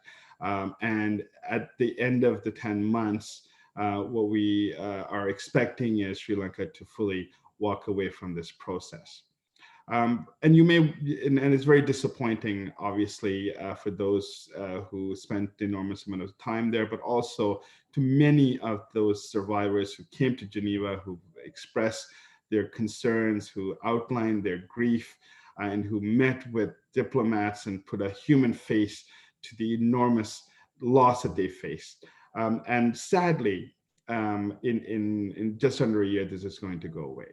But one thing that history has taught us is that people may be able to evade, people may be able to extend and prolong injustice, but they will have to face justice one day. And as long as the 300 or odd so people that are on this line, and as long as 1 million diaspora lives outside of the country, and as long as the 3 million people on the island of Sri Lanka share this shared history, I can assure you that justice will be served. And justice needs to be served in a number of ways. And first and foremost, I believe, is the legal remedy, which is to make sure that those perpetrators are held to account. Those who are directly responsible, including the current president as well as the prime minister, are held to account for their role in war crimes, crimes against humanity, and genocide. Equally, what's important is those who have had any chain of command, including Shavendra Silva and others in senior government positions, are also held to account. And I think that is absolutely critical. And I can assure everyone here that we will not rest until that happens. Second aspect of it is a long-term political solution for the Tamils in the north and east of the island. And this needs to be one based on the concept of self-determination. And I want to be very clear on this. The issue of self-determination is critical to every being, for every people. It's a critical aspect. The Universal Declaration of Human Rights outlines it as a very important element in human existence. And I believe that in order for us to have long-term peace and stability, Tamil's right to self-determination is essential. Now, does that mean it's a separate state? Not necessarily, but what it does mean is that Tamils have control over basic issues in their life: education, healthcare, religious affairs, land rights, fishing rights, resource rights. And I think one based on those concepts, I think, will be essential for Sri Lanka's long-term future. And third aspect of this is to ensure that there are diversities within both the Tamil community as well as Sri Lanka as a whole. So there are people, one will say there are people in the East who are not always identify themselves as Tamil. So we need to ensure that the self-determination we have is one that is underpinned by plurality, one that underpinned by issues of inclusion, that makes sure that everyone is there, wherever they are able to live in peace and security. As a Canadian parliamentarian, I can tell you our Prime Minister, the Honorable Justin Trudeau, has been very vocal on this issue for many, many years. He issued a statement today, and I would be remiss to say that we will continue as a government to forcefully bring forth the issues of accountability to the international agenda, and we will continue to work with our friends, the Americans, on this as we move forward. Sadly, for the first time in our history, the Canadian border, Canada-US border, is now actually de facto closed. It is the longest undefended border in the world. But we know that despite the closure, our enormous commitment to human rights still prevails, and we will work together in order to achieve long-term accountability, peace, and hopefully at some point reconciliation on the island of Sri Lanka. I just want to leave by thanking all of you, especially there's the frontline workers. I know I see Dr. Chair, and I think there are a number of other physicians who are on the line, and others who are on the front lines working during this pandemic, and I would want to acknowledge them, as well as those on the island who are essentially unable to even mourn and even mark this day in a free way, because COVID-19 is being used as a scapegoat to undermine their rights. It has been a very emotional day, I think, for many of us. We've been on a number of these Zoom conversations throughout the day. But one thing I want to leave with you is that we are stronger together.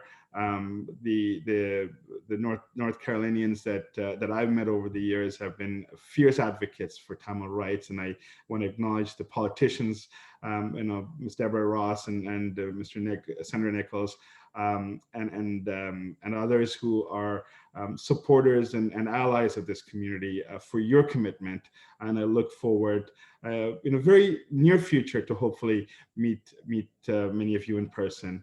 And I want to thank you for this opportunity and really say that we will always remember. Thank you. Nandri, Vanakkam.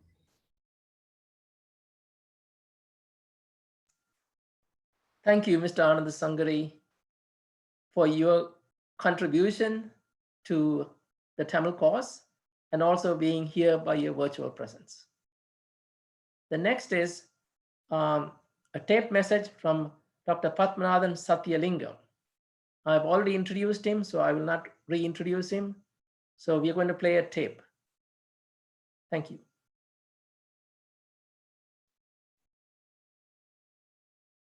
Join you in paying tribute to our fellow brethren who perished in Mullivaikal on 18th of May 2009. May 18th is the saddest day in the history of Tamils, on which we remember the genocide of our fellow Tamil brethren. Today is the 11th year anniversary of this genocide and crime against humanity. This is one of the most horrifying days for all of us. During this 30 years of truthless war, we lost our friends, our relatives, family members, and loved ones. During the final stages of this war, which ended on 18th of May 2009, innocent civilians were targeted and thousands of them were massacred. During this period, I was working as a medical doctor in Vaunia and also the chairman of Sri Lanka Red Cross Society of Vaunia branch. In addition to the duties as a medical doctor, I also worked as a humanitarian worker, receiving thousands of displaced brethren from the battlefield. I was treating patients and managing public health issues at the internally displaced people's camp in Vaunia, where we had thousands of people suffering from communicable diseases. We had to work under extremely difficult situations, under continuous military surveillance and restrictions. Since this unforgettable day, 11 years have passed, and we have still much more to accomplish. Occupied land is not fully returned to our people. Release of the remaining imprisoned political prisoners, family members of missing people are still looking for their loved ones. Remaining internally displaced people and the refugees in Tamil Nadu who are still waiting for resettlement. Ex-combatants, female-headed families, people with special needs, and other most vulnerable people are facing difficulties in managing their day-to-day life. The Sri Lankan government has failed its obligation under the resolution which were co-sponsored by them in UNHRC. The present government has announced that they are withdrawing from the implementation of the same in March 2020. We still do not have accountability of the perpetrators, justice for the crimes committed against our people. So I urge my fellow Tamils living all over the world and the international community to stand together with us to push for accountability of the perpetrators, to obtain justice for crime committed against Tamils, to help to bring permanent peace with dignity and an agreeable solution, political solution for Tamils in Sri Lanka. Thank you.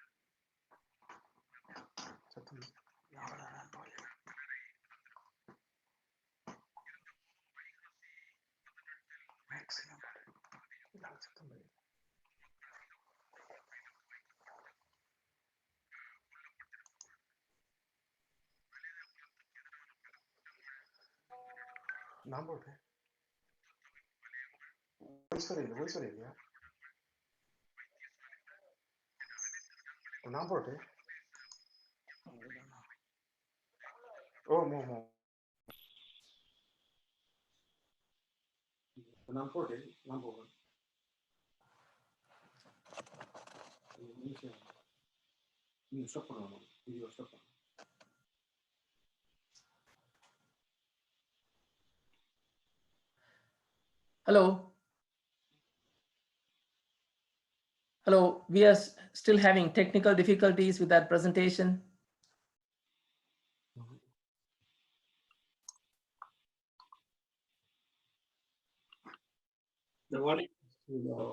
இன்று நாம் அனைவரும் இறுதி யுத்தத்திலே படுகொலை செய்யப்பட்ட எங்களுடைய உறவுகளை நினைவு கூர்ந்து அவர்களுக்கான அஞ்சலிகளை செலுத்துவதற்கு இங்கு ஒன்று கூடியுள்ளோம். வைகாசி மாதம் 18ஆம் நாள் நமது வரலாற்றிலே பதியப்பட்ட ஒரு கரிநாள். இந்நாள் படுகொலை செய்யப்பட்டவர்களை நினைவு கூறுவதோடு தமிழின் படுகொலையை உலகறிய செய்கின்ற ஒரு நாளாக நான் கருதுகிறேன். இன்றுடன் முள்ளிவாய்க்கால் படுகொலை நடைபெற்று 11 ஆண்டுகள் கடந்துவிட்டது. இலங்கை அரசானது மனித குலத்துக்கு எதிரான குற்றங்களை புரிந்து அப்பாவி மக்களை படுகொலை செய்து தனது உண்மையான முகத்தை மீண்டும் ஒரு தடவை உலகிற்கு காட்டிய நாள்.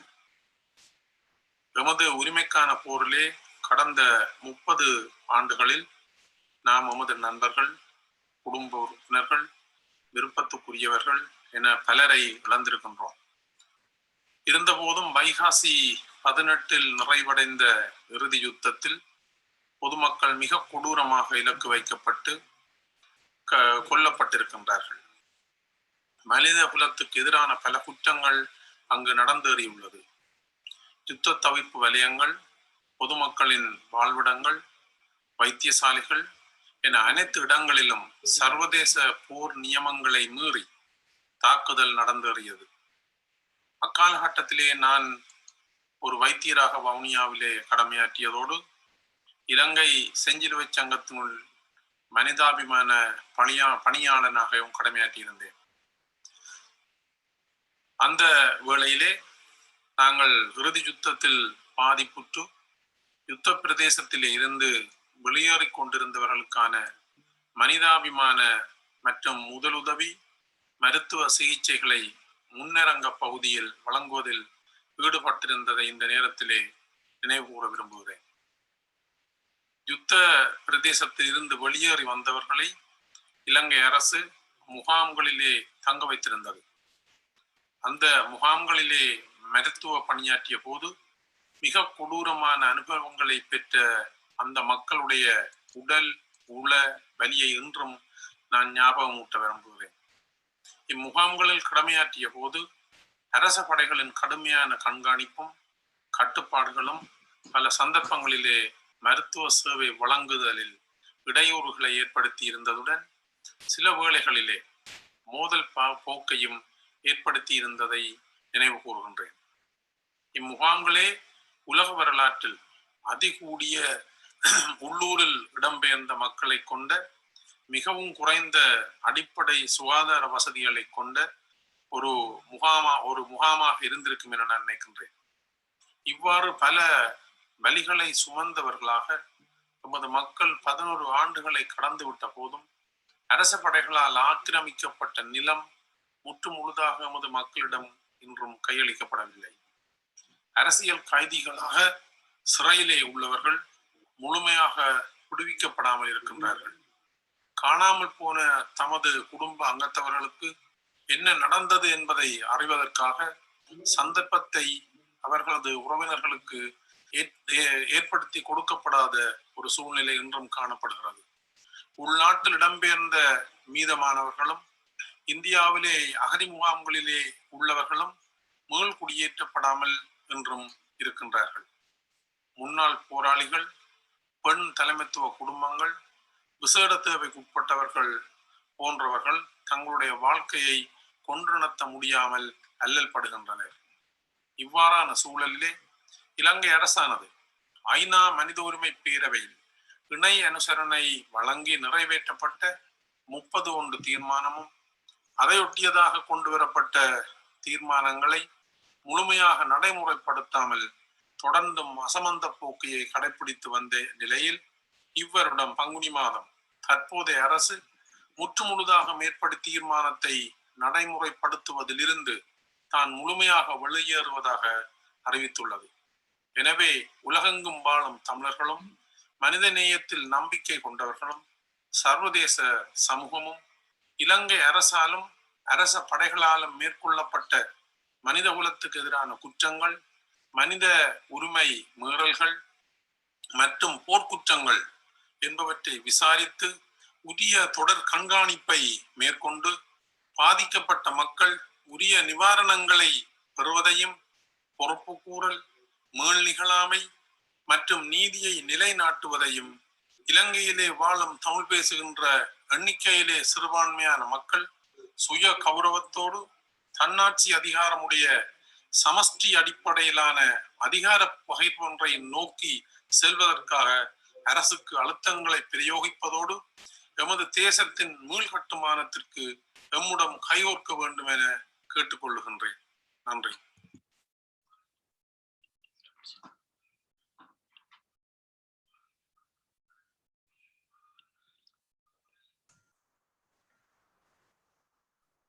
We are sorry for the technical difficulties we have with that videotape. The next is for former Chief Minister and Supreme Court Justice C.V. Vigneswaran. I've already introduced him, and during that time he was online. But soon after he was about to begin, something happened. So anyway, now he is available to talk to us by video. My dear brothers and sisters, we relate to each other today with the shadow of the coronavirus still daunting us. Today we carry the pain of the brutal genocide that was perpetrated on our people 11 years ago. The fact that justice has still not been found for those affected by the war pains us further. Yet the determination to fight for our rights, to find justice, envelops us this moment. It is in the background of structural and cultural genocide taking place even today in our traditional homelands that we are remembering the Mullawaikal episode. We still do not know what happened to the thousands who have disappeared at Mullawaikal on this fateful day in 2009. Our political prisoners still continue to be in incarceration. Successive governments and political parties are trifling with their fates for their petty, selfish political ends. Those disabled, those who were former combatants and widows of war are continuing to face immense grief and pain. Our archaeological and cultural symbols are continuing to be destroyed.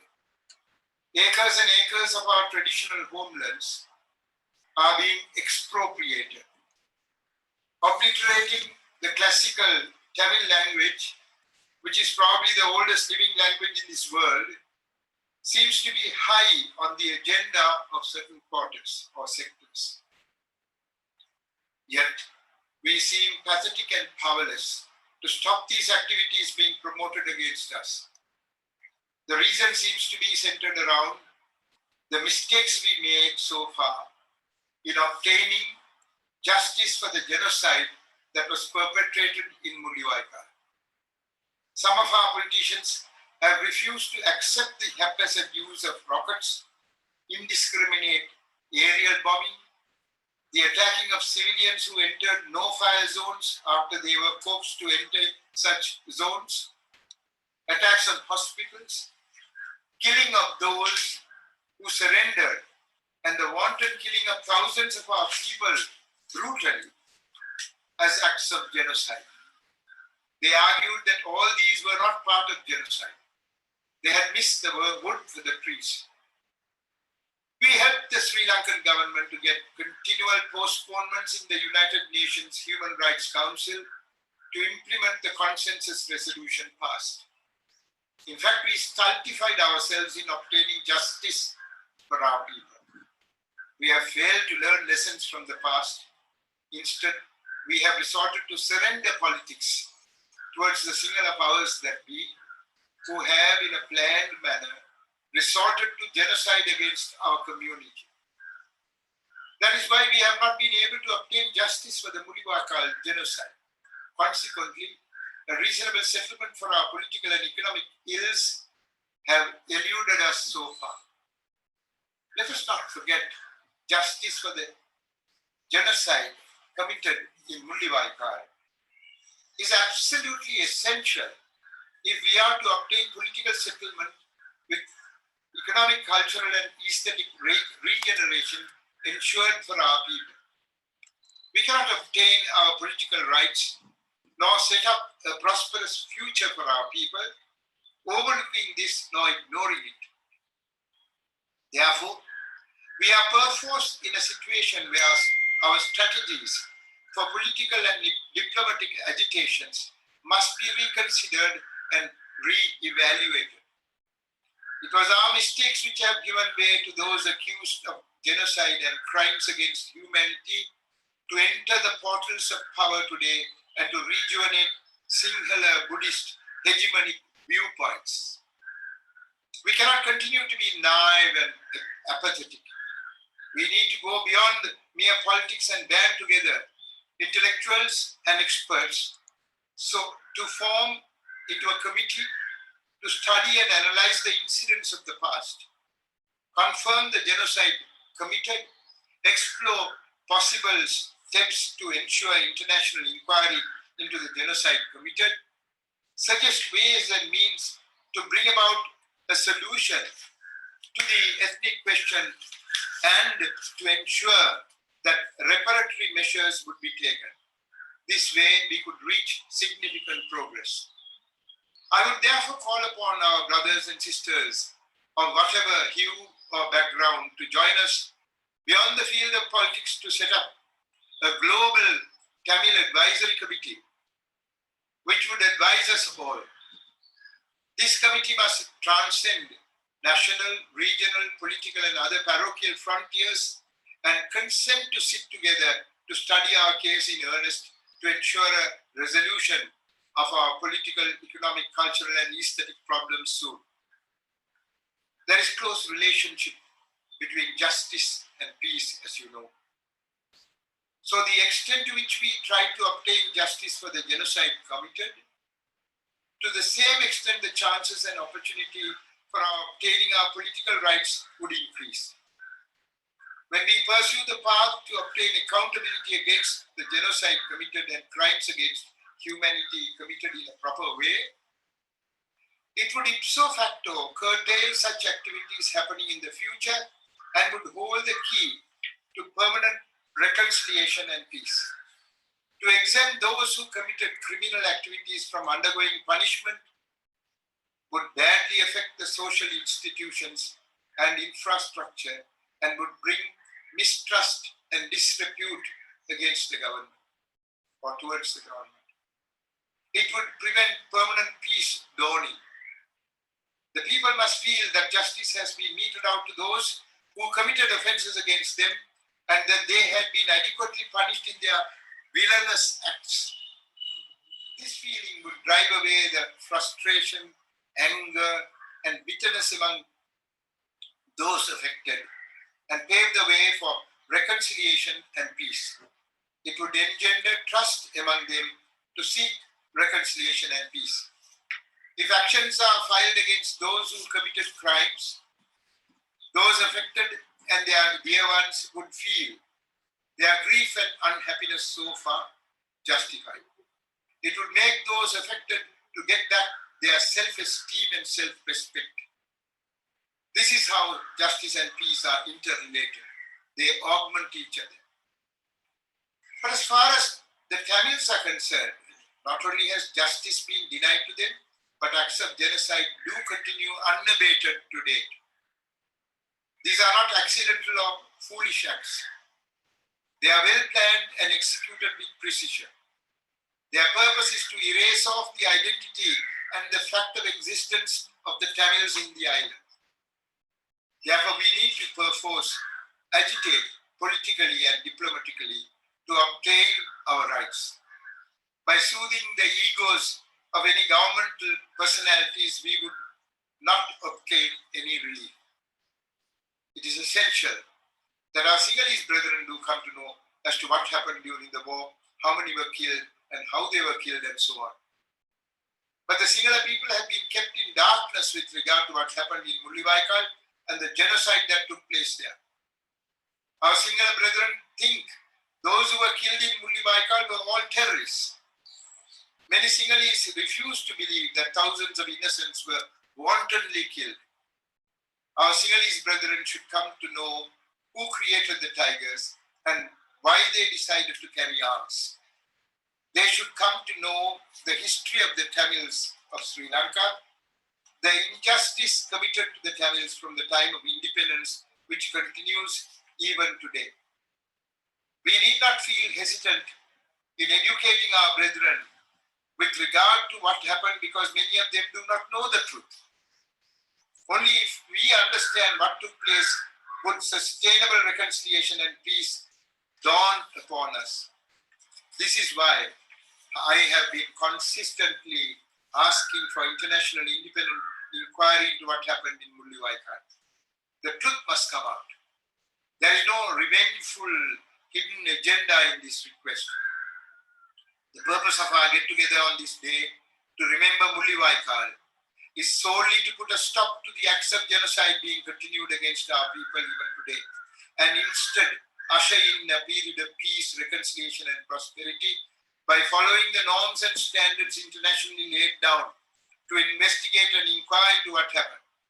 The United Nations and the international community must understand this fact. It might be useful to state here as to what Article 2 of the United Nations Convention on Genocide passed in 1948 states. I quote, "Any of the following acts committed with the intent to destroy in whole or part a national, ethnic, racial, or religious group as such." Now, they are given. Namely, 1. Killing members of the group. 2. Causing serious bodily or mental harm to members of the group. 3. Deliberately inflicting on the group conditions of life calculated to bring about its physical destruction in whole or part. 4. Imposing measures intended to prevent births within the group. And 5. Forcibly transferring children of the group to another group. The convention, the quotation is over. The convention also imposes a general duty on states that are signatories to prevent and to punish genocide. That is what the convention expects of states. Therefore, presently, since all efforts to get justice through the UNHRC has failed, since the Sri Lankan government has cheated the UNHRC and ignored its advice, it is necessary for the international community to take steps to cancel the membership of Sri Lanka from the UN General Assembly in order to hand over Sri Lanka to the International Criminal Court. We are aware the whole world has been affected by COVID-19 and their attention is turned elsewhere to get free of the coronavirus. While the Tamil people all over the world would no doubt give their unstinted, wholehearted support to combat the coronavirus, the United Nations and the international community must come forward to deal with human rights violations taking place all over the world, including the genocide committed against the Tamils in Sri Lanka. There must not be slackness nor indifference in this regard. Let us continue in our dharmic path, in this holy journey, because we are sure Dharma would ensure justice for our people one day or the other. Our struggle for justice must continue with new strategies. Let us bring together the Tamils all over the world, especially the youth, into this struggle and ensure a self-reliant economy in the north and east of Sri Lanka. Let us take our decision today on this commemoration day to move forward towards self-government, self-reliance, and self-sufficiency. I thank every one of you. Nandri, vanakkam.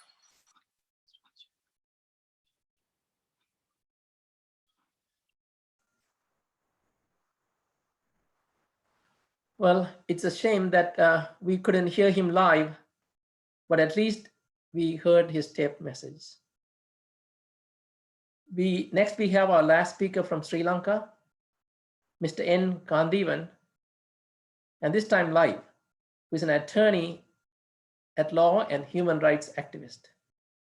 He's a member of the political subcommittee of the Tamil People's Council, TPC, and legal advisor to the Tamil National People's Front, TNPF.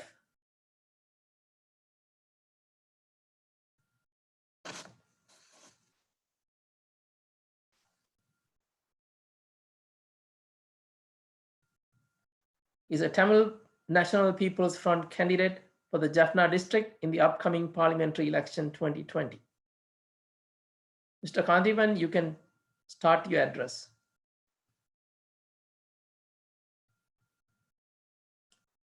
Looks like we are having some technical difficulties. We are not.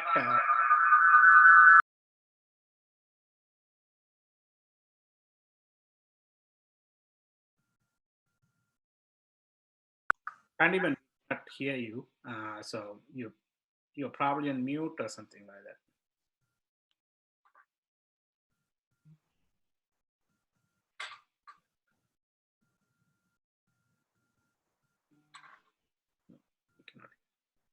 We cannot hear you, can't even.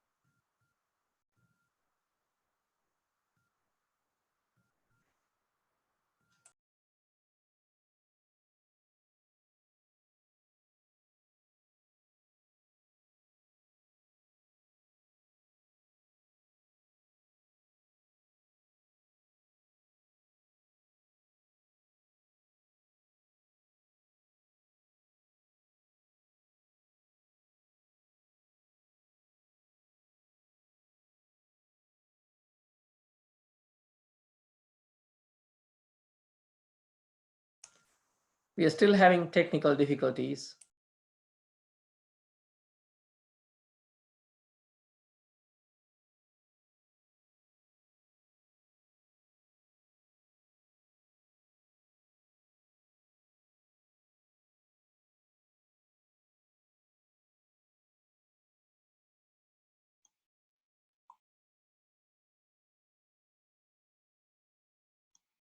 I guess Kandivan is not realizing we cannot hear him.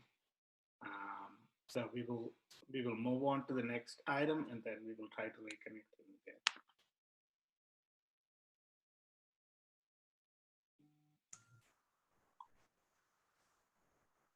Since we cannot hear him, we're going to have to move to the next item on the agenda.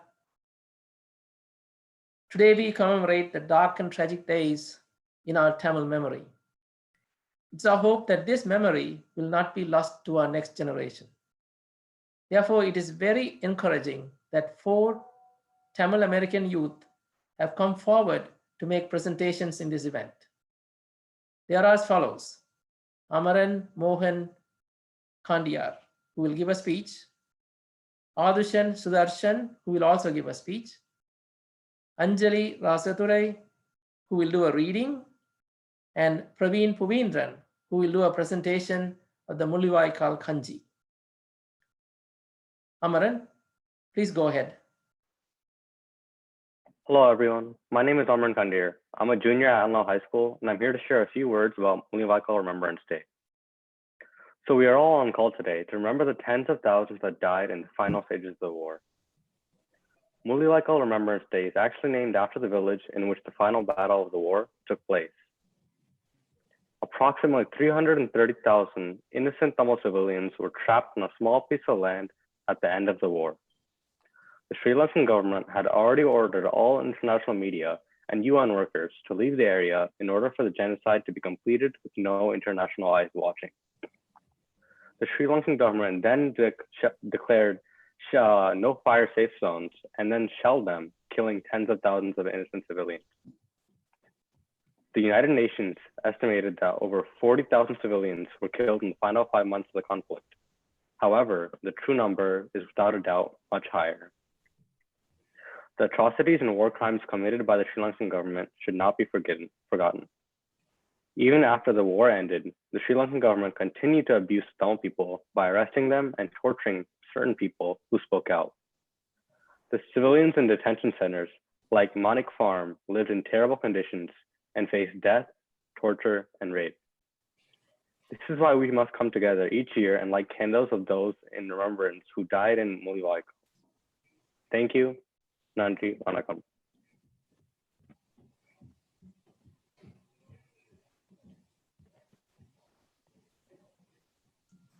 Now it is Adushan Sudarshan's turn. Vanakkam. We are gathered here on this important day to remember the Tamil genocide. As a second-generation Tamil American, I am well informed and educated by my parents on this importance of May 18th as a day to be remembered by every Tamil around the world. In 2009, when the final stages were happening, I was just a 1-year-old baby. Although I don't remember anything, my appa told me stories about what my parents did at that time of history. Our family drove up to Washington, D.C. from here at every chance we got to register our protest in front of the White House. The final war was conducted as a war without witnesses because the Sri Lankan government at that time asked all the international press and NGOs leave the country before they started the major killing spree of civilians. Today is also the 11th death anniversary of my granduncle, my grandma's sister's husband. I call him Ammappa. He was killed a few hours after he surrendered to the Sri Lanka's security forces, along with many others who were killed on the same day. It was a cold-blooded murder, a war crime, and a crime against humanity. It has been 11 years since the incident, and still the perpetrators of this crime have not been brought to justice till date. What happened to the Tamil people is clearly a genocide. It is also the first and probably the only genocide of the 21st century. We all should work together to bring these criminals in front of the international justice mechanisms and serve justice to the victims.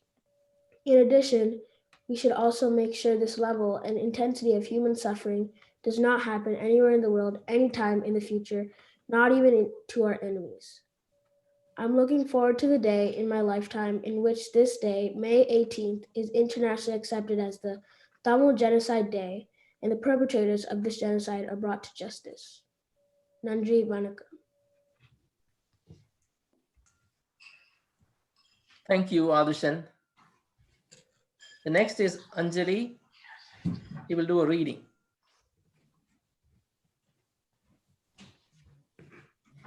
My name is Anjali Rasathurai, and I'm going to be reading a passage from the book A Note from the No Fire Zone, which is a memoir of a medical doctor who worked to alleviate pain and suffering in the war zone in Sri Lanka. The PTK hospital had a temple and a church beside each other. Patients and their families slept in the Ganesha temple and the church, believing that God is their savior and he would protect them. They cherished their belief in Lord Ganesha and Jesus and encompassed their protection in their heads. The military imposed a final artillery attack on the PTK hospital. Ganesha emerged as a power to remove obstacles. He bestowed upon patrons wisdom and intellect. I walked into the temple at the ruined hospital to see the supreme deity beheaded. Lord Ganesha's body parts were shattered all over the temple, mingled with dead bodies and human body parts. Ironically, God could not save himself or his devotees. I proceeded to the church and was appalled to see the statue of Jesus exploded, with the parts scattered over dead bodies. Death loomed over them. He did not save them, yet he accompanied his patrons to heaven, a place of peace and harmony. The bells from the temple and church tolled in jubilation for the souls departing to a peaceful land. Thank you.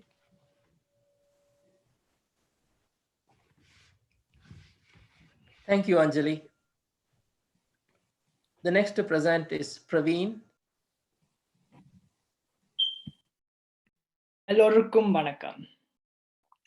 As a kid, Amma would occasionally cook kanji, which my sister and I indulge ourselves in, merely enjoying the taste. Despite its seemingly bland plating, we both thoroughly enjoyed its simplicity. What never crossed our minds was the significance that such a common food could hold in millions of Sri Lankan Tamils' lives. As I grew up, though, I learned the vital role that kanji played for the thousands of people who were trapped in the midst of the civil war at Mullawaikal in May of 2009. With numerous bombings and shellings every day in the war zone, many Tamils lost everything: their homes, their loved ones, their lives, and the sense of comfort that all of us here are lucky and grateful to have today. The Civil War was a time filled with uncertainty and fear. After the government completely diminished their food supply and demanded that NGOs leave the war zones, many Tamils were on the verge of starving to death, rationing what little food they were able to salvage. Fighting to survive, people began using whatever they could recover to make their meals. While Amma made her kanji with rice, moong dal, and coconut milk, the kanji many Tamils survived off of was a much simpler and less consistent version. With even rice, a staple of every meal for years, being sparse, people mixed what they had with water and green leaves to make a sustainable meal. This is what has come to be known as kanji, a symbol of the agony and desperation of Tamils to survive, as well as the resilience and courage they have passed on to future generations. Kanji has come to represent the adaptability and perseverance of Tamils all over the world. I'm filled with gratitude for the fact that my parents were able to escape Sri Lanka years before the Mullawaikal Tamil genocide and give my sister and I the life we have today. I'm filled with awareness through many community events, books, movies, and getting to hear from survivors and witnesses about their lives and their experiences from the war, who also described the lives of Tamil kids, not only during the final years of the war, but today as well. I'm filled with grief for the kids who have lost their siblings, parents, loved ones, and their childhood. Having read books such as The Cage, written by Gordon Weiss, a UN journalist and spokesperson, I learned about the international and domestic efforts taken to protect the Tamils and how those were immediately suppressed or removed by the government. Having watched films such as The Lamp of Truth, I vividly saw the suffering and pain that the Tamil people endured. I realized that while I was out with my friends trying to decide what food I wanted off an endless menu at a restaurant, there were kids my age lining up to collect food, despite the constant bombings and shellings, not knowing whether that ration would even be enough to last them a day. While I was worried about the amount of homework I was given at school, there were kids who didn't even get a chance to continue their education that would give themselves and their families a chance at a new life. A new life where they don't have to worry about making it through the night, but one where they could live freely and safely, knowing they have the opportunity to make their aspirations a reality. As a generation who got the privilege of growing up in a safe and free world from the sacrifices of millions of other Tamils. It's our responsibility to bring awareness to the injustices that have continued to occur in Sri Lanka to the international stage. Although to the outside world, the war was deemed finished on May 18th of 2009 at Mullawaikal, justice was scarcely served to the thousands who were directly and indirectly affected by the war for years to come.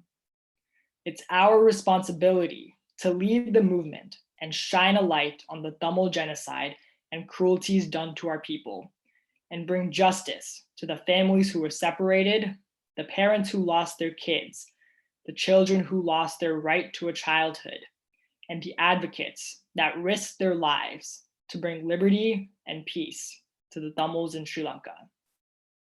Through collaborations with other Tamil youth groups worldwide, and by continuously urging the United Nations to address the issue, we can honor the sacrifices that the generations of parents, siblings, and relatives before us made, and ameliorate the lives of the Tamil diaspora in Sri Lanka and worldwide. Along with educating future generations about the atrocities of the war, our generation also has the responsibility of preserving and passing along the values and traditions of the Tamil people that withstood war and prejudice. Through the suffering and dread of the war, Kanji symbolizes the unity and strength instilled in Tamils, a beacon of hope and desire for a better life filled with joy and freedom. Nandri Vanakkam.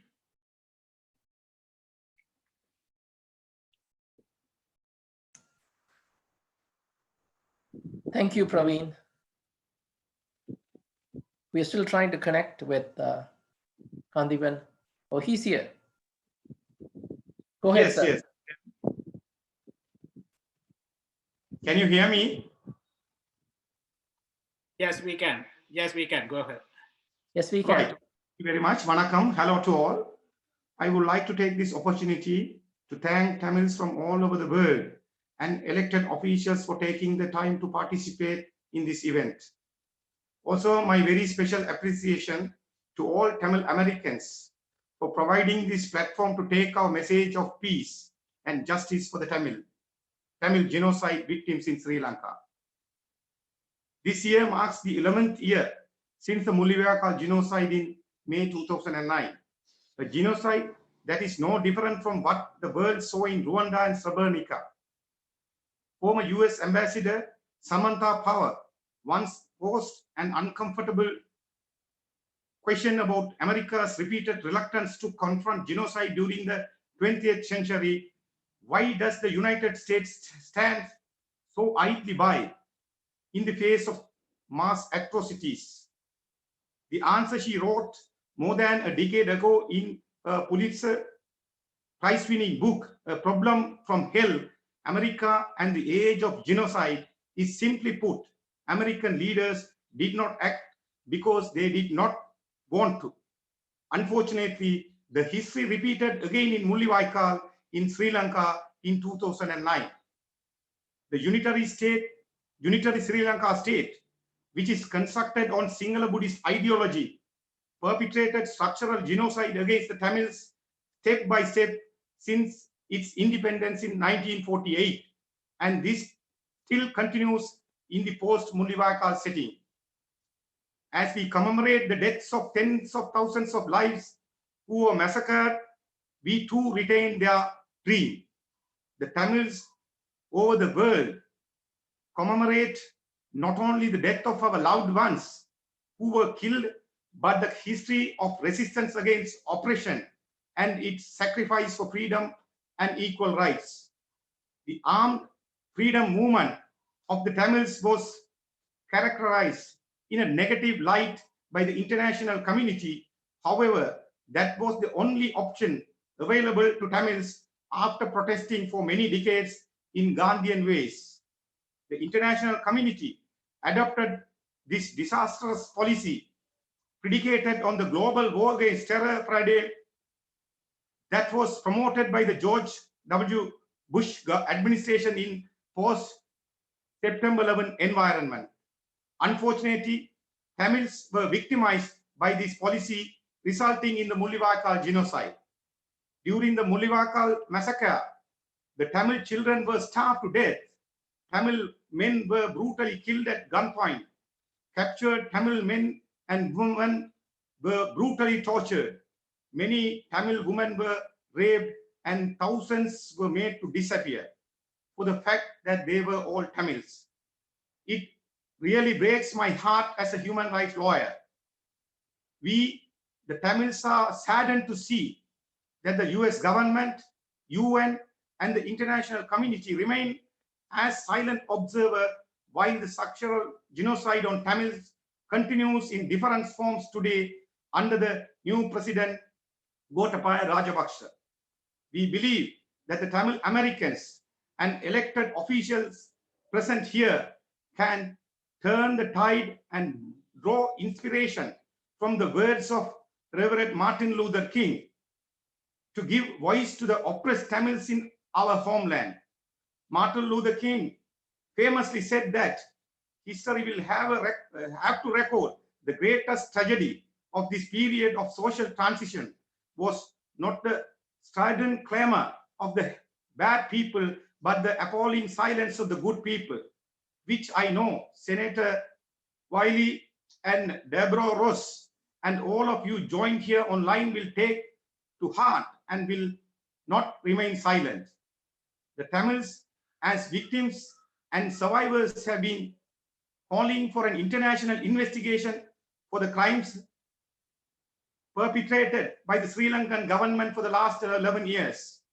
The post-Mullivakal era was marked by the singular Buddhization and militarization of the Tamil majority northeast provinces. The singular state is using collective psychological operations to thwart any resistance, thus planting fear-mongering among Tamil people. After the end of armed struggle,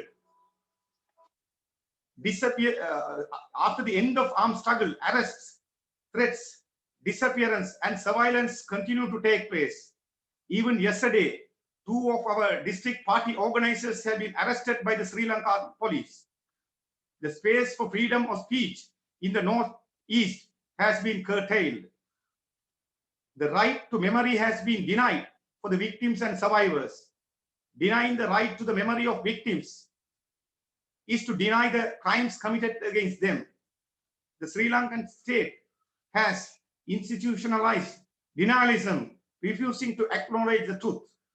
Denial of truth is to refute the legitimacy of the victims, who are the witnesses of the crimes, and labeling them as liars or extremists. The perpetrators of genocide and war crimes, on the other hand, have been hailed the heroes of the nations. The Sri Lankan police obtained a court order even yesterday, preventing our party from marking the event of May 18th Mullivakal Genocide Remembrance Day. Tamil people have a separate historical past on this island as ancient as that of the Sinhalese people. Tamils in Sri Lanka constitute a nation distinct from that of the Sinhalese by every fundamental test of nationhood. Firstly, that of a separate historical past on this island, at least as ancient and glorious as that of the Sinhalese. Secondly, by the fact that there being a linguistic language entirely different from that of the Sinhalese, with an unsurpassed classical heritage. And finally, by reasons of their territorial habitation of the north and east of this island, it is in this very existence that Sri Lanka state wishes to destroy through the genocide and structural genocide of the Tamils. As we have gathered to commemorate the Mullivakal genocide on its 11th year, the need of the hour is to raise our voice as one, calling the international community, including the American government and public, to refer Sri Lanka to the International Criminal Court, or to create a special criminal ad hoc tribunal for the international crimes perpetrated by the Sri Lankan state, especially genocide. To demand the Tamil people in Sri Lanka the recognition of the Tamil nation and its inalienable right to political autonomy on the basis of our people's distinct sovereignty and inalienable right to self-determination. To call the North-East merger the territorial habitation of the Tamils, because it is the very existence that the Sri Lankan state wishes to destroy through the genocide and structural genocide of the Tamils. It is an emotional day for me to come to you today and talk about what happened at Mullawaikal. But I believe all of you will fight for justice for the Tamil genocide victims. Thank you so much. Mullivaikkal இனப்படுகொலை மே 18. ஈழத்தமிழினத்தின் இரத்தத்தினாலும் சதைகளினாலும் கட்டியெழுப்பப்பட்ட கனவு தேசம் ஒன்று சர்வதேச சட்ட நெறிமுறைகளுக்கு மாறாக சிதைத்து அழிக்கப்பட்டு இன்று முள்ளிவாய்க்கால் பேரவலமாக உலகின் மனச்சாட்சி கதவுகளை தட்டி திறக்கும் திறவுகோலாக இந்த மே 18 முள்ளிவாய்க்கால் இனப்படுகொலை நாள் நினைவு கூறப்படுகிறது. இலங்கை தீவில் திறமை கொண்ட தனித்த ஒரு தேசமாக பேரெழுச்சி கண்டிருந்த ஈழத் தமிழினத்தின் வரலாறு மிக நீண்டது, மிக ஆழமானது. காலனித்துவவாதிகளின் ஆக்கிரமிப்பில் ஒட்டுமொத்த இலங்கை தீவின் ஆட்சி தத்துவம் அவர்களிடம் பறிபோயிருந்தது. 1948 ஆண்டு இலங்கை சுதந்திரம் அடைந்த போது அதன் ஆட்சி அதிகாரம் சிங்கள பௌத்த பேரினவாதிகளிடம் கையளிக்கப்பட்ட நிலையில் கடந்த 72 ஆண்டுகளுக்கு மேலாக ஈழத்தமிழம் தனது இறமை கொண்ட தனித்த தேசத்துக்கான அங்கீகாரத்தை வேண்டி போராடி வருகின்றது. இந்த சிங்கள பௌத்த பேரினவாத அரசு ஒற்றையாட்சி ஸ்ரீலங்கா அரசாக மாற்றம் பெற்று தமிழன் தேசத்தின் அனைத்து அடையாளங்களையும் படிப்படியாக தகர்த்து கட்டமைக்கப்பட்ட இன அழிப்பு யுத்தம் ஒன்றை கட்டவிழ்த்து விட்டிருந்தது. அகிம்சை வழி நின்று தமிழினத்தின் அரசியல் உரிமைகளுக்காக போராடி வந்த தமிழ் இன தலைமைகளானது அறவழி போராட்டத்தினை ஸ்ரீலங்கா அரசு வன்முறை ஆயுதங்களை கொண்டு அடக்கி ஒடுக்க முற்பட்ட வேளையில் வேறு வழியின்றி இனத்தின் இருப்பிற்காக ஈழத்தமிழர்கள் தம் மீது திணிக்கப்பட்ட மரவழி போராட்டமாக ஆயுத போராட்டம் ஒன்றை ஆரம்பித்திருந்தார்கள். ஸ்ரீலங்கா பௌத்த சிங்கள அரசின் ஆயுத முனைப்புடன் இன அழிப்பு யுத்தத்திலிருந்து தன் இனத்தை தற்காத்துக் கொள்வதற்காக ஈழத் தமிழத்தின் மரவழி போராட்டமானது தனக்கான நிழல் அரசொன்றினை அமைக்கும் வகையில் எழுச்சி கொண்டு தனி அரசுக்கான சகல கட்டுமானங்களையும் கட்டியெழுப்பியிருந்த நிலையில் அதனை முற்றாக அளிக்கும் நோக்கில் சர்வதேசத்தை கொண்டு ஒரு வலிந்த இன அழிப்பு யுத்தத்தினை ஸ்ரீலங்கா அரசு தமிழர் தேசத்தின் மீது திணித்திருந்தது. ஸ்ரீலங்கா அரசினால் திட்டமிடப்பட்ட வகையில் தமிழர் தேசத்தின் மீது கட்டவிழ்த்து விடப்பட்ட இன அழிப்பு யுத்தத்தின் இறுதி கணங்கள் முள்ளிவாய்க்கால் பேரவலமாக இனப்படுகொலையாக 2009 மே 18 நடத்தி முடிக்கப்பட்டது. இன்றைய தினம் நாம் அனைவரும் ஒன்று சேர்ந்து இனப்படுகொலைக்கான சர்வதேச நீதியை கோரி நிற்கின்றோம். ஸ்ரீலங்கா அரசு தமிழினத்தின் மீது இழைத்த இனப்படுகொலைக்கு சர்வதேச குற்றவியல் நீதிமன்றத்தினூடாக அல்லது சிறப்பு குற்றவியல் தீர்ப்பாயத்தினூடாக நாங்கள் நீதியை வேண்டி நிற்கிறோம். முள்ளிவாய்க்கால் எமக்கு முடிவல்ல, முள்ளிவாய்க்கால் எம் இனத்தின் முதலீடு. இழப்பே இனி எம் பலமாய் எழுவோம். நன்றி, வணக்கம். Thank you, Mr. Kandivan, for joining us today. We apologize for the technical difficulties we had. Anyway, you were able to complete it. Thank you so much. Thank you very much. We have now come to the end of our speeches and presentations. The closing remarks will be provided by Ms. Meena Ilanjayan. Ms. Ilanjayan is a former president of North Carolinians for Peace. She was involved in fundraising events to support projects in war-torn areas and advocacy work with the local politicians. She is also a founding member of US TAG. Now I'm going to turn this over to Ms. Meena Ilanjayan. Thank you. அனைவருக்கும் வணக்கம். Good morning and good evening to all. Today, we heard from a distinguished set of leaders and speakers the terrible, unjust past of the Tamils history in Sri Lanka. We discussed the various measures that were taken to alleviate the sufferings of the innocent people. Equally important was the discussion on how to move forward with the struggle for justice and to uphold human rights. Any problem solving needs a systematic approach. The first step is to recognize that the problem exists and to document the evidence in its due magnitude. This has been done through various resolutions. The Northern Provincial Council Tamil Genocide Resolution of 2015, which was passed under the leadership of Honorable Justice C.V. Vigneshwaran. This is an historically important resolution to take our struggle forward. In the recording, we also heard from him saying that we need to educate the Sinhalese people about the Tamil history in Sri Lanka and about the Tamil genocide. The resolution on Sri Lanka of 2013 passed by Tamil Nadu Legislative Assembly, which emphasizes on the future well-being of Tamil Ilams, as mentioned by Dr. Thanicheran. This is again a historical resolution. These resolutions have a common ask: to have an international investigation to look into the mass atrocities and war crimes conducted by the Sri Lankan government. Evidence collection is an important part of documenting a problem. It's heartbreaking to hear from the former member of Northern Provincial Council, Mr. Kugudas. From Mullivakal witness, we see that civilians have suffered beyond imaginable levels during the 2009 conflicts. As we heard from Dr. Satyalingam, even medical doctors had to work in extreme difficult situations with constant military surveillance. This matter truly demands attention from leaders around the world. Our leaders here in North Carolina, Senator Wiley Nickel and congressional candidate Deborah Rose, are well aware of the Tamil problem, the Tamil genocide, and are great advocates for justice and human equality.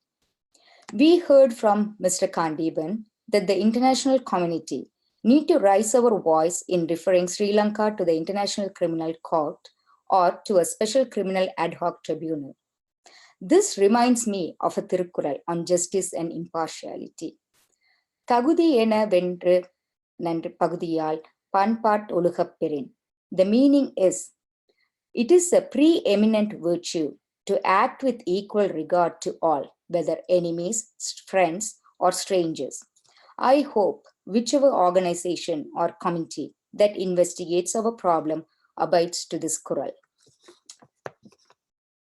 As we heard from Honorable MP Gary Anand Sangari about the long-term political solution, and what he mentioned was the self-determination being a critical aspect for it. As Dr. Elias Jayaraja mentioned, there is sufficient understanding and coordination between Tamil diaspora organization. He encourages us to support the organization with the advocacy work.